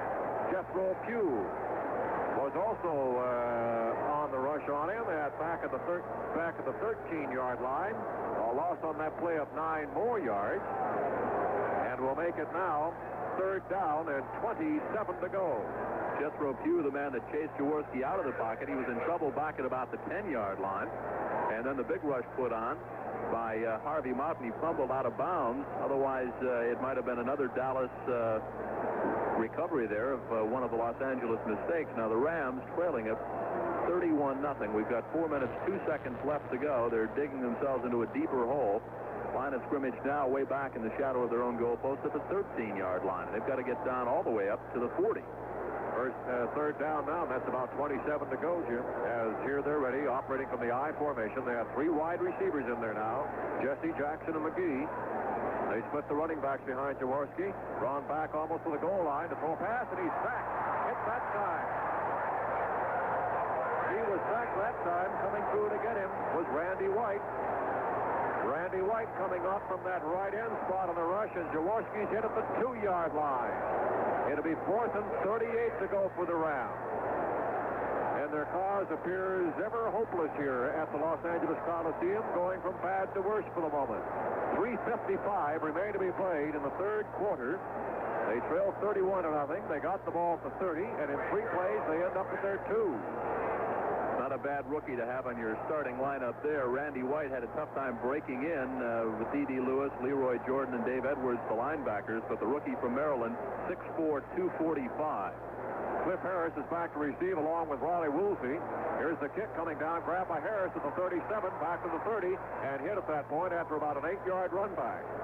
So that kick is good for 35 yards that time from Dwayne Carroll. The tackle made by Rick Kay on the run back, and there it'll be first down and 10 to go for Dallas now at the Los Angeles 29-yard line. Cowboys came in, Don, with a total of 41 quarterback sacks, while the offensive line of the Rams had allowed their quarterback to be captured back there just 30 times. Dallas so far this afternoon has caught Harris and Jaworski back behind the line of scrimmage 5 times for a total of 51 yards. Here's Dallas operating now at the Ram 29-yard line, slotting their receivers right. Pearson along with Howard, as this time Newhouse, as he takes it at about the 19-yard line, running out of bounds at the 18. That would be enough, a gain of about 11 yards on the play. That was Pearson taking that pass. And Isaiah Robertson and Burton Lawless having some words down in the field back at about the 30-yard line. I think we're going to have a penalty stepped off here. A personal foul, I believe, against Los Angeles. And, of course, the Rams now feeding the frustration of this ball game and taking it out somewhat in that fashion at the 17-yard line. There it's going to be first down and 10 to go for the Cowboys at the Rams 17. There goes Percy Howard wide to the left side, and coming out right is Drew Pearson. Staubach shifts his backs into the I formation. Behind him are Young and Pearson now. Hand off to Young, and he's through the middle. And Charles takes it down to about the 13-yard line before he's hit.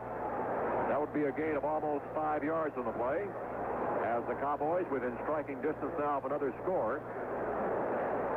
The contrast in this third quarter, so marked by the Rams' 3 possessions in punting in all cases, and Dallas in its third possession of the quarter, and now about to cap it off with a third score in their 3 possessions. And Dallas has played most of this third quarter, Don, in the Ram end. There's Howard off on the left side, and Pearson to the right. As Staubach rolls out to the right side, throws a pass, caught by Fugit, and he's out of bounds at about the 14-yard line.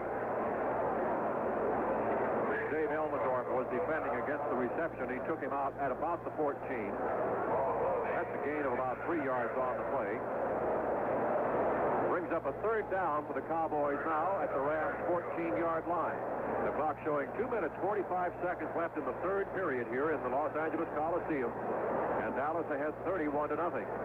Cowboys break their huddle and send Pearson wide left. Drew Pearson coming right is Percy Howard, still in for the injured Golden Richards.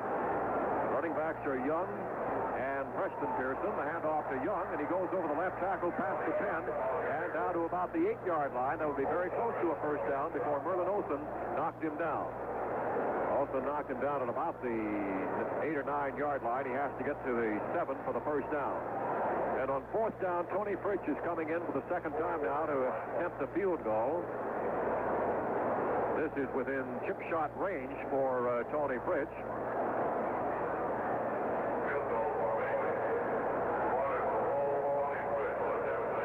15 for 16 inside the 30-yard line this year, and he's kicking this one from about 25 yards out. Charlie Waters holding, Fritsch kicking, 25-yard field goal on the way, and that one is good. And the Cowboys have another 3 points, making it 34-0 over the Rams. With 2 minutes remaining in this, the third quarter here at the Coliseum. Tony Fritsch's second straight field goal after the Rams gave up great field position to the Cowboys at the Los Angeles 29. And they took it down there to about the 9-yard line before Fritsch was forced to go for the 3 points. Now this ball game, the Cowboys have scored a touchdown and 2 field goals in the second half, added to their 3 first-half touchdowns. And, Jim, do you have any serious doubts of the outcome? No, just the final score at this point. You really have to go back to that first quarter and the first series of downs as far as the Rams were concerned offensively. I think the fact that D.D. Lewis came up with a big interception, the Cowboys punched it in for a score in the very next play. You have to learn what that did to the Rams emotionally. All of a sudden they found themselves down 7-0, and it wasn't the defense giving it up so much as the fact the offense turned it over in great scoring position, and the Rams never seemed to recover from that down. They've never really been in the ball game. So often that will set the tide of the ball game, unless, of course, they come too easily and then somebody loses their momentum. But Dallas has not been guilty of that problem. Here's the kick coming down to Tony Bryant. He has it to the 10, back to 15, runs the near sideline to the 30, out to the 35, and forced out of bounds that time by Benny Barnes, who ran him out at about the 30, when they mark it around the 37, 38-yard line. There the Rams will have it. First down with 1:48 to go in the third quarter. First and 10 for the Rams. They're going to spot it actually at the 35-yard line. This will be the 4th time the Rams have had the ball in this second half, but unable to do anything but punt on the first 3 possessions. And as we look ahead to 2 weeks from this afternoon in Miami, Florida, at the Orange Bowl, the site of Super Bowl 10, the Dallas Cowboys and the Pittsburgh Steelers, you have to wonder what's going through the mind of the Steelers as they're back very cognizant of the fact that the Cowboys completely destroying and manhandling the Rams here, wondering just what's happening to this Dallas team. Now a handoff from Jaworski, given to McCutcheon, and Lawrence carries past the 35 to the 37-yard line. You know, I have to feel also, Jim, that coaches throughout the league are thinking about this Dallas team and how Tom Landry might be starting another trend of a few years back in the great Dallas teams the Cowboys have put together, because this is a young team, and these fellas are going to be around for a long time. Well, Dallas came into this game with a record of 10-4. Green Bay got their first win of the season by beating Dallas 19-17. Dallas just got by Philadelphia 20-17. Washington beat them 30-24 in overtime. So a lot of coaches who upset Dallas, so to speak, wondering, gee, we beat these guys. Now here they are out on the Coliseum floor just destroying the Rams. Here's Jaworski back to pass again. Throws to Ron Jesse, and it is incomplete as Mark Washington defended on the pass, and that'll make it 3rd down for the Rams, and they still have 7 to go at the 38-yard line. 38 of Los Angeles, 3rd down and about 7. With 1 minute and 5 seconds remaining here at the third period at the Coliseum. The issue missed the earlier game. Pittsburgh defeated the Oakland Raiders 16-10. On a cold day back in Pittsburgh, and the Steelers are in the Super Bowl to defend it against the Dallas Cowboys, we have to assume now. Once again, the Rams line up at the 38-yard line. 3rd down, long yardage 7. Here's Jaworski back to pass. Throws. He's got a first down. Completing that pass to Terry Nelson. And Nelson is down on about the 47-yard line of the Rams. Where to be first down and 10 to go for Los Angeles. Listen to this crowd.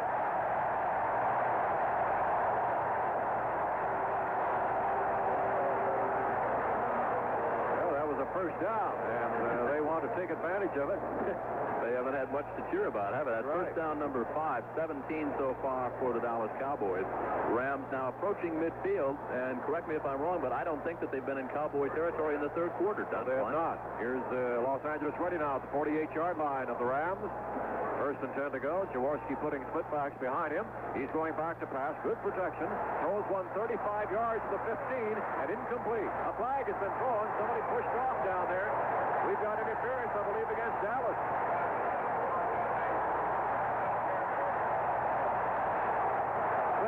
Pushed off against the receiver downfield on the play. appears to be Ron Jesse, who was bumped on. That's who it is who was bumped on the play. So there's a break for the Rams, and they have the ball down the Dallas 19-yard line. It's 34-0 in favor of the Cowboys. The Rams so badly need a spark to ignite them here. There's a little break for them. They started this drive. Los Angeles did, back at its 35-yard line. They've now moved it downfield to the 19-yard line of Dallas, thanks to that fast interference call. They moved it 46 yards. This is the longest Ram drive of the day now. Here's Jaworski moving the backs out of the eye. He spots his receivers on the left side, Jesse and Jackson. Jaworski on the fake end around, now throws to McCutcheon to the backfield to the 15, the 10. He fumbles, no, he still got it, and goes down to the 7-yard line. The way McCutcheon was hit first and then stood up as if he was not going any further at that point, then lowered his head and went some more with that ball.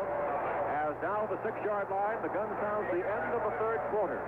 With the score now, Dallas 34 and Los Angeles nothing.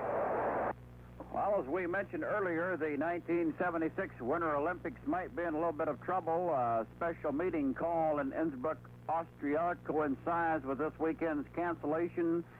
Women's and men's World Cup ski races in West Germany because of an almost complete lack of snow.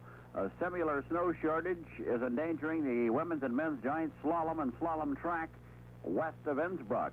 Organizers say that no problems bringing sufficient snow onto the tracks at Innsbruck, but it will cost $275,000 to bring the snow from the adjoining mountains to the Olympic tracks. Innsbruck suffered from a similar shortage of snow when it staged the 1964 Olympics on the same tracks. The shortage was then overcome with the help of Army soldiers and volunteers shoveling snow onto the tracks brought in on trucks from the surrounding mountains. So perhaps a problem there for the 1976 Winter Olympics.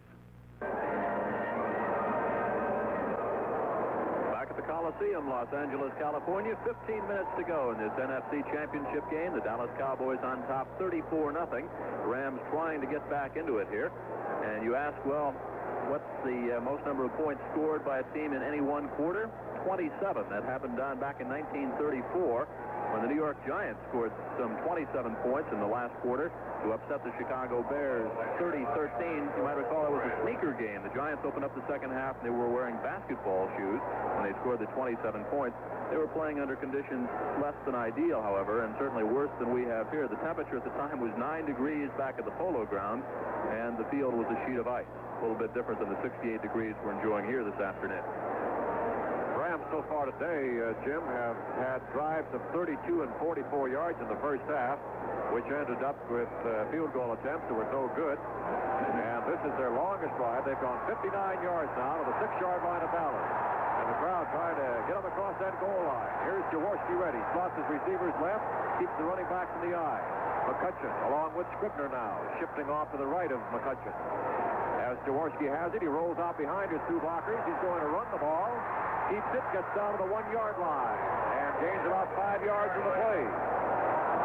So the Rams now, needing a 65-yard drive, have 64 of them. Jethro Pugh was the man who stopped Jaworski, who took his backs out of the eye, and then used them as blockers. McCutcheon along with the Rob Scribner. And it's down to the 1-yard line. Scribner is replaced now, as is McCutcheon. John Capoletti is into the ball game. Capoletti, who has been a mononucleosis victim in recent days, recovering sufficiently to get into the action. He's in for the first time today for Lawrence McCutcheon, the former Heisman Trophy winner from Penn State. In the backfield with Cullen Bryant now. Jaworski at the 1-yard line. Second down and goal for the Rams. Calling a signal. They've not been here before. The handoff is given this time to he's in for the touchdown. That was John Capoletti who goes in for the touchdown. Cliff Harris tried to stop him, couldn't, and it's a touchdown for Los Angeles. It's been a long time coming in this one, 45 minutes, but the Rams are on the scoreboard to make it now 34-6 in favor of Dallas. And in to attempt the conversion will be Tom Dempsey. That caps off Los Angeles' longest drive of the day, 65 yards, helped along by the 34-yard pass interference call against Cliff Harris. Waiting now, Jaworski holding. The ball placed down and kicked for Dempsey, and the kick is good. And it is Los Angeles scoring for the first time today. The Rams 34, the Cowboys 34, and the Rams 7, with just about 14 minutes left to go in the ball game. And for John Cappelletti, that's touchdown number 7 on the year. Hasn't seen much action the last couple of games, of course, as John mentioned, because of the mononucleosis bout. Well, the next big game that we're looking forward to is Super Bowl 10 coming up on Sunday the 18th. But there's more in store for you than just the play-by-play of the Super Bowl game that weekend over most of these CBS radio network stations. Our own Will Elliott will be there the 17th and the 18th with 28 of his weekend special broadcasts covering the last 9 years of the Super Bowl and, of course, previewing this year's big game. And then, of course, you'll hear all the action as Ed Engels and I will bring you live coverage of Super Bowl 10. So get it all together on Saturday and Sunday. That's the 17th and 18th this January over most of these CBS radio network stations. 14:03 to go, Don Klein. And the Rams find themselves trailing by 27 points. So I guess you get the ball back and give it to the Polish rifle and try to fire it down that field. One of the interesting stats we've just been given, the fact that Harold Jackson, the fleet wide receiver, has not caught a pass in the ball game. Fine job so far by the Dallas secondary on Harold Jackson. They've been more or less depending on those running backs coming out of the backfield. They've thrown to Terry Nelson, the tight end, a little more than they have in previous action. Here's Dempsey kicking off. Chuck Panama spotting for the Rams force today also points out, Jim, that is 7 touchdowns on 49 carries for Cappelletti this year, who, of course, has been their short yardage specialist. And all set now. Dempsey kicking. Doug Dennison is the deep receiver for the Cowboys. The kick coming down to him at the 3-yard line. He's got it. Comes up the middle between the hash marks. Cuts off to his right, still in the middle, the 20 to the 25, and down he goes after running it back 22 yards. Doug Dennison. He was tackled by Rick Kay. He's a great one on that special teams for the Rams. He's made 3 or 4 tackles off the punts today. The Rams, of course, have not been kicking off today. First and 10 now for Dallas at the Cowboy 25-yard line. This is the worst field position they've had in the second half. They started their last 2 scoring field goal drives from the Rams 31 and the 29-yard line.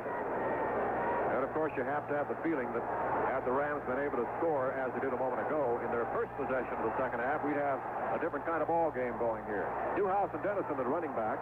In motion, Duguid now coming over to slot the left side. As Staubach runs to the weak side and goes on a keeper past the 30 up to the 34-yard line. He brought Duguid over to unbalance the receiving left and then ran to the right side where Merlin Olsen hit him out of bounds at about the 33-yard line. That's a gain of 8 yards in the play for Roger Staubach. Again, running by design and not scrambling. Close to another first down for the Cowboys. Looks like Tom Landry and Roger Staubach want some more. This is their first possession in the fourth quarter. They've scored 7 points in the first, 14 in the second, 13 in the third. And, of course, the Rams just a few seconds ago got on the board, and they're down now 34-7. Second down 8. Second and 2. Here's Dallas ready at the 33-yard line. As Staubach has it, hands off to Dennison, going wide, and has the first down past the 35 to the 37-yard line. Doug Dennison, the ball carrier, hit by Dave Almondorf. Veteran strong safety for the Rams. And the Cowboys have the ball now at their 37-yard line. Keeping the ball on the ground to burn the clock with 12:55 left. And the Cowboys comfortably ahead, 34-7. Preston Pearson and Robert Newhouse are now the running backs. Receivers come left to slot. The inside man is Percy Howard. Outside goes Drew Pearson. Golden Richards still resting over on the bench after coming up with a muscle cramp. Here's the handoff given to Newhouse, trying to go outside with a block by Pearson. He gets loose from a man up the 38 and goes to the 40, and down he goes on the far sideline. That was Newhouse behind the blocking of Preston Pearson on the play. Bill Simpson and Merlin Olsen stopped him on the far side. That's a gain of about 3 yards on the play. See when they bring the ball in to spot it at the 40-yard line. That'll be a gain of 3, and a second down and 7 to go for the Cowboys now at the Dallas 40. So far in the ball game, Don, Roger Staubach's the leading rusher for either team. 7 carries and a total of 54 yards. Clock running down now. 11:50 to go. Rams need a turnover. Same formation as they bring both Pearson and Howard wide left. Slot back formation. Running backs from set into the I now. In motion goes Howard out right. As here's Staubach back to pass, throws left to Jesse. Jesse's got a blocker at the 40, gets up to, to Pearson, I should say, up to the 44-yard line on the play, and has about 4 yards before Isaiah Robertson knocks him down. That's a gain of 4 and a pass to Drew Pearson, taking that ball at the 44-yard line. It'll be third down and about 2 to go for Dallas. All spotted actually at the 44, so that's third and a long 2 for Dallas at that point. Clock shows 11 minutes to play in the game now, and it's 34-7 for the Cowboys. Gene Puget and Billy Joe Dupree, 2 tight ends are in there now, as Howard comes out, and Pearson is a lone wide receiver, working as a wingback. Now they come out of the I, the running back, Pearson and Newhouse. Hand off his fake to Newhouse. Staubach back to pass, throwing a long one downfield to the far side. It is caught that time by Pearson, as Preston goes out of bounds at about the 30-yard line. Preston Pearson taking that pass. And there again, the Cowboys showing that despite this lead, they will not close off their offense and play it conservatively. They had only the one wide receiver on the play was Drew Pearson. They brought in the 2 tight ends and then go for the bomb. As Preston Pearson, coming out of the backfield, caught it and was run out of bounds at about the 35-yard line by Dave Elmendorf. And that'll be a first down and 10 to go for the Cowboys at the Rams' 30-yard line it is. And after that completion to Preston Pearson, Staubach was late getting up. He took a good hit from Youngblood, stayed right in the pocket. Also, Isaiah Robertson came over and got him from the blind side. Staubach slow getting up, but he stays on in there having a great day with 4 touchdown passes. A play good for 27 yards and a first down at the 30. There's a handoff this time given to Charles Young. Young goes past the 30 down to about the 27-yard line, gains 3 yards on the play. Young in there now for Robert Newhouse, the fullback spot. Bill Simpson, the free safety with Merlin Olsen, the veteran inside tackle on the left side. Co-captain of the Rams makes the stop. Gain of 2 yards, 2nd and 8 now for the Cowboys at the Ram 28-yard line. Clock winding down to 10 minutes and 15 seconds left in the game. Dallas driving again. They lead at this point 34-7. Running backs are in the I. Calling a signal, Staubach has the ball. Hands off and through the middle.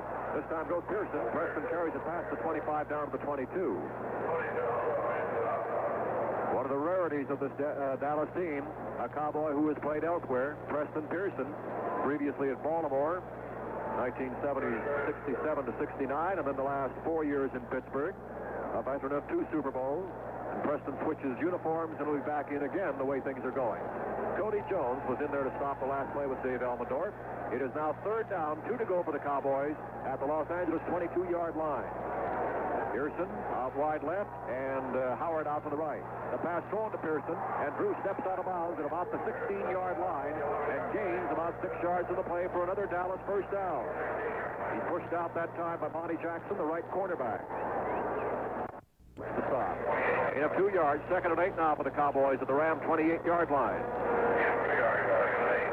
Clock winding down to 10 minutes and 15 seconds left in the game. Dallas driving again. They lead at this point 34-7. Running backs are in the I. Calling a signal, Staubach has the ball. Hands off and through the middle. This time goes Pearson. Preston carries it past the 25 down to the 22.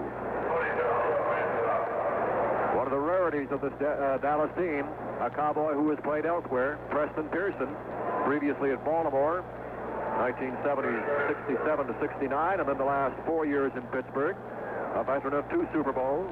And Preston switches uniforms and will be back in again the way things are going. Cody Jones was in there to stop the last play with Dave Elmendorf.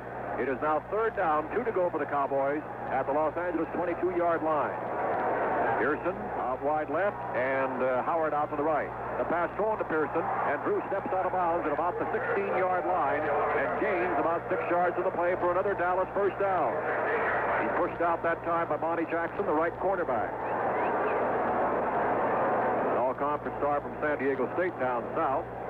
Second-round pick this last year, and the number 4 pick of the Rams overall, Monty Jackson, and pressed into service right away this year when Al Clark suffered a broken leg.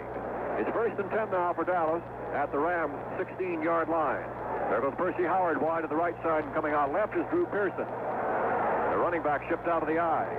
as Staubach calls signals, has the ball, hands it off, and a delay goes Dennison over the right side, past the 15, down to the 14.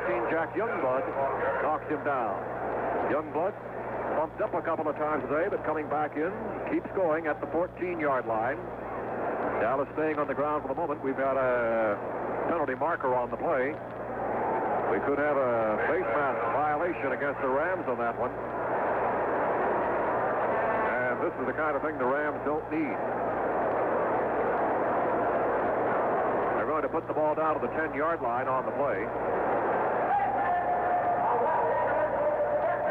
An automatic first down for the Dallas Cowboys now at the Rams, 10-yard line. As a matter of fact, that ball appears to be maybe inches shy of the 10, which means technically the Cowboys could get a first down just short of the goal line. Coming wide left now, setting up a slot. Pearson and Howard. Dennison and Newhouse, the running back. Split behind Staubach. First down at the 10. The handoff is given this time to Newhouse. Roberts past the 10, gets almost to the 8-yard line, driving for a couple of yards before he stopped at that point. Hit by Cody Jones and Merlin Olsen, the two tackles inside. Clock running down now with 9:05 to go in the ball game, and if Staubach would elect to pass down, although I'm sure he's content to keep things on the ground now, if he would throw another touchdown pass, that would tie a record set by Sid Luckman for the Chicago Bears against Washington back in '43. A total of 5 touchdown passes. He has 4 here this afternoon. Now there goes Pearson wide right. Coming out left is Percy Howard. Staubach has the running backs in the eye, but takes them out of that, splits them behind him. Pearson and Newhouse. Staubach back to pass, going to the end zone. It is incomplete. Intended that time for Percy Howard. Pass was just off to his left as he cut back. Monty Jackson and Ken Geddes covering on the play, switching on him. And that'll bring up third down and about 8 to go. Third and 8 for Dallas in a situation which they have commanded since they went off the field at halftime ahead by 21 points and then scored on their first 3 possessions. This is only the 4th time they've had the ball in the second half. They've scored on the 19-yard pass, that shovel pass to Preston Pearson, and then the 2 field goals by Tony Fritsch. You don't think Roger heard us talking about that record, do you? Maybe. Here's once again Staubach ready. Throws his pass incomplete. Intended that time for Robert Newhouse coming out of the backfield. Newhouse coming into this ball game was the number 3 receiver for the Dallas Cowboys. Putting the pressure on him was Jack Youngblood on Staubach that time. And on 4th and 8, the Cowboys bring in their field goal kicking team, and Tony Fritsch will try for a 3rd one in a row. If he gets it, this would be his 7th field goal this year against the Rams after kicking 4 in the season opener down in Dallas. The roar you heard down on the field, Jack Youngblood and Roger Staubach having some words, and the officials quickly jumping in, but they were hollering at each other as they both went off the field. Staubach now over on the bench, and it looks like referee Tommy Bell has signaled for a timeout for the Dallas Cowboys. So with 8 minutes 33 seconds to go in the ball game, and the score, the Dallas Cowboys 34 and the Los Angeles Rams 7. Let's take this timeout. Well, a year ago this time, the sponsoring Shriners of the San Francisco Bay Area were within a committee vote of giving up on the East-West game. That was after the Golden Anniversary 50th game when it drew only 33,000 fans to Stanford Stadium, despite an expensive advertising campaign.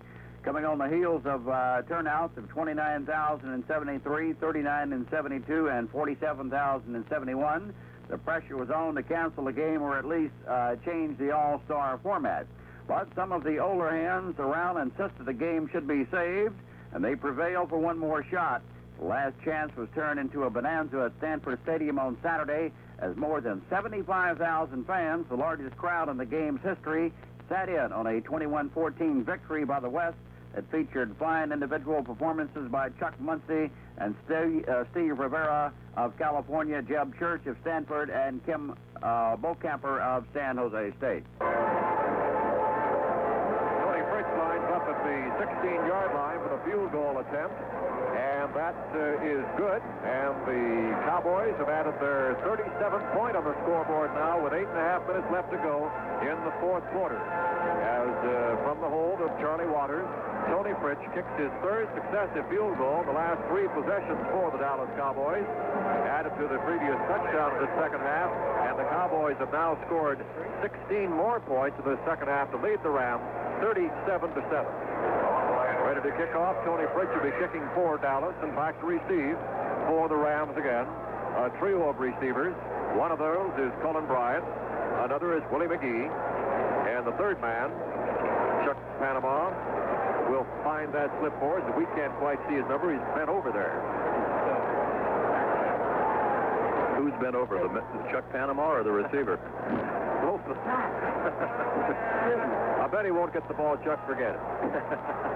One chance in 3. That's Rob Scribner, I believe. Here's the kick coming down. It's not going to Colin Bryant. It is taken up about the 10-yard line by McGee. He's up to the 20, up to the 25, gets away from a man at the 30, and down he goes to the 32-yard line. That's a 22-yard run back by Willie McGee, and it'll be first down and 10 to go for the Rams in their 5th possession of this second half. Getting the ball there at about the 32-yard line. That was Warren Capone who stopped the run back for the Cowboys. First and 10 now for the Rams at the Los Angeles 32-yard line.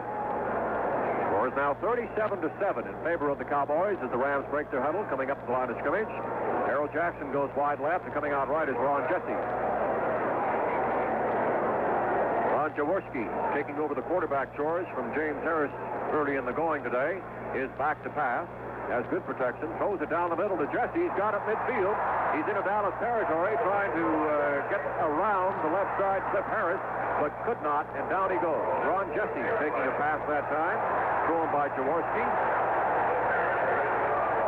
See where they're going to spot it right around midfield. That would be a gain on the play of about 18 yards. They're going to spot it exactly on the midfield stripe, an 18-yard pass reception for Ron Jesse, and it's first and 10 to go up at that point at the 50 for the Rams. Clock winding down, 7:45 to go. Rams trying to stay back in this ball game here. But I think all that's left to determine is the final score and what flight the Cowboys will be taking to Miami, Don Klein.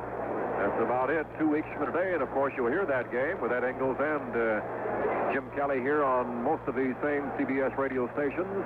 It'll be Dallas against the Pittsburgh Steelers, who beat the Raiders today 16-10. Here's Jaworski going back to pass again. Throws it over the middle. Almost, it is intercepted. Picked off by D.D. Lewis. He's got the 38 to the 40 and down to about the 43-yard line. It was deflected and into the hands of D.D. Lewis, who grabbed it at the 43 for his second interception of the afternoon. And the Cowboys have it again, now at the Dallas 43-yard line. That interception, the third of the day against the Rams. They came into this ball game having thrown 17 interceptions during the regular season. They gave up the ball 18 times on fumbles. For 35, they took it away 44 times and had a surplus this year of 15, actually. Clint Longley is now in the quarterback Dallas. And that's the second interception of the game for D.D. Lewis. He, of course, set up the first Dallas score. He intercepted that pass off the arms of number 55, Leroy Jordan, who actually tipped the ball up. So Clint Longley now, a man who has a rather strange hobby, that of collecting rattlesnakes. We got the Polish rifle on one side and the rattlesnake hunter on the other, Don. Well, he was poisoned that day, remember, on Thanksgiving Day of last year, Jim, against the Washington Redskins. This was the young fellow who beat them in his first NFL game when he completed 11 out of 20 passes after trailing 16-3, one of the great comebacks. I'm sure a lot of our listeners remember seeing that ball game that day. A second-year man from Abilene Christian, Clint Longley, taking over now and giving Roger Staubach a well-deserved rest. 7 minutes, 16 seconds to go now. We'll check the book on Staubach as Longley will set the Cowboys down. First and 10 to go from their own 43-yard line.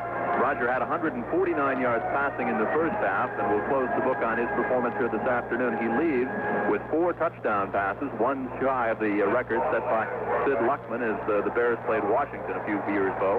Quite a few years ago, as a matter of fact. So Longley takes over and sets his club down now.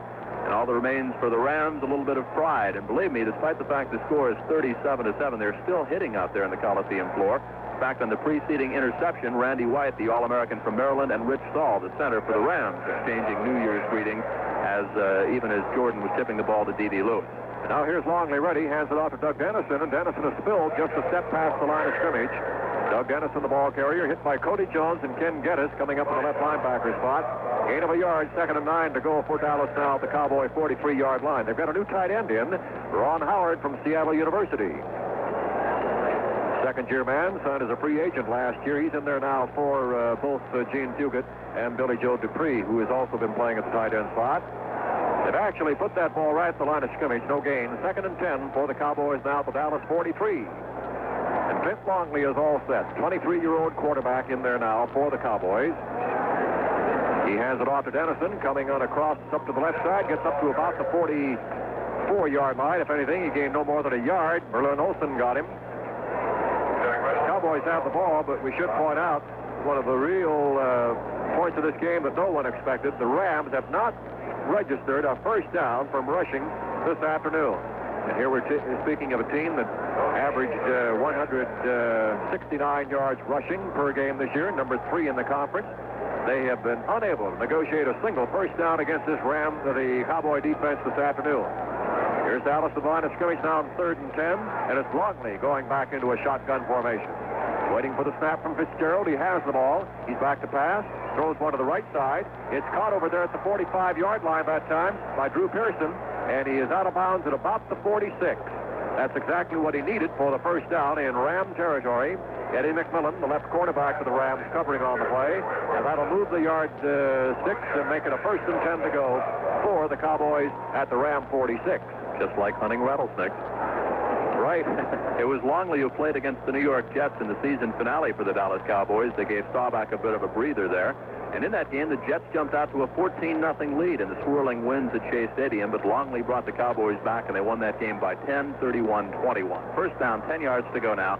Spotted at the 45.5-yard line of the Rams, Longley in command, and he has a 20-30-point lead to work with. Here's Clint ready now at the Rams' 46-yard line. He moves Drew Pearson in motion and now pitches over this side of Dennison, coming in for that block from Pearson at the 45 to the 44-yard line. He gains about 2 yards on the play before Cody Jones knocks him down. Pearson on that particular play will line up as a wide receiver and then move in motion in toward the line, where he then becomes a blocker as the play comes in that direction to him. Longley pitching to Dennison, who came to the left side and was hit down after gaining 2. It's 2nd down and 8 to go now for Dallas at the Rams' 44-yard line. This is Dallas's 5th possession of the second half, and they have scored on all previous 4 times they've had the ball. A TD and 3 field goals from 40, 25, and 26 yards by Tony Fritsch. Here's Longley handing off to Newhouse. He reverses his first move, goes past the 45 to the 40, down to the 35-yard line. As Newhouse was bumped and spun around back to his left side and then ran down the middle. Bill Simpson and Dave Elmendorf, the safeties, got him, but not until he has a first down at the 34-yard line of the Rams. 1st and 10 for Dallas at the Rams 34. And I'll tell you, Don, Newhouse got that all on his own. They tried to open up the right side of the line. It went absolutely nowhere, and the little bowling ball just slithered on through for a nice gain. Clock continues to run now. 3:45 to go in the ball game. Dallas up by 30.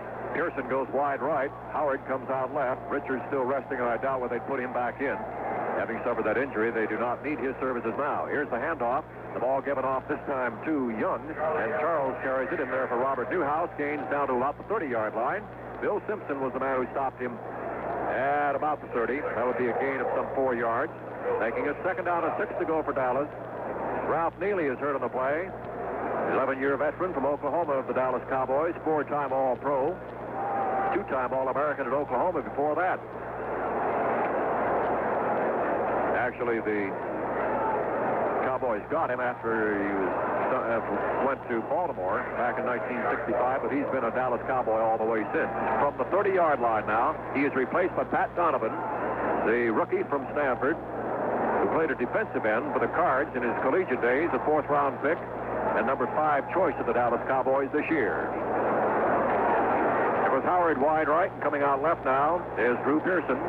Longley, the quarterback, shifts the backs out of a split to an I formation. The handoff is given to the lead man, Newhouse, and he's down at the 30-yard line. Gains about a yard on the play as Jack Youngblood pulls him down. Don, you're not worried about a traffic jam at the end of this game, are you? No, I'd say we've got a break that way as far as getting out of the airport is concerned. Jim, you look at this crowd now, and I'd say about half of the people who came to watch this are listening on the radio by now. I would say that's a wise assumption. And what are the other half doing? I don't know, maybe. As a matter of fact, they're Rams, and they may be listening to music by now. Huh? If each and every one of you would send in. It's 3rd down and about 7 to go. Rams expecting much better things than what has transpired here today when they got the break of having this ball game here rather than back in Minneapolis. In cold weather, this was made to order for the Rams.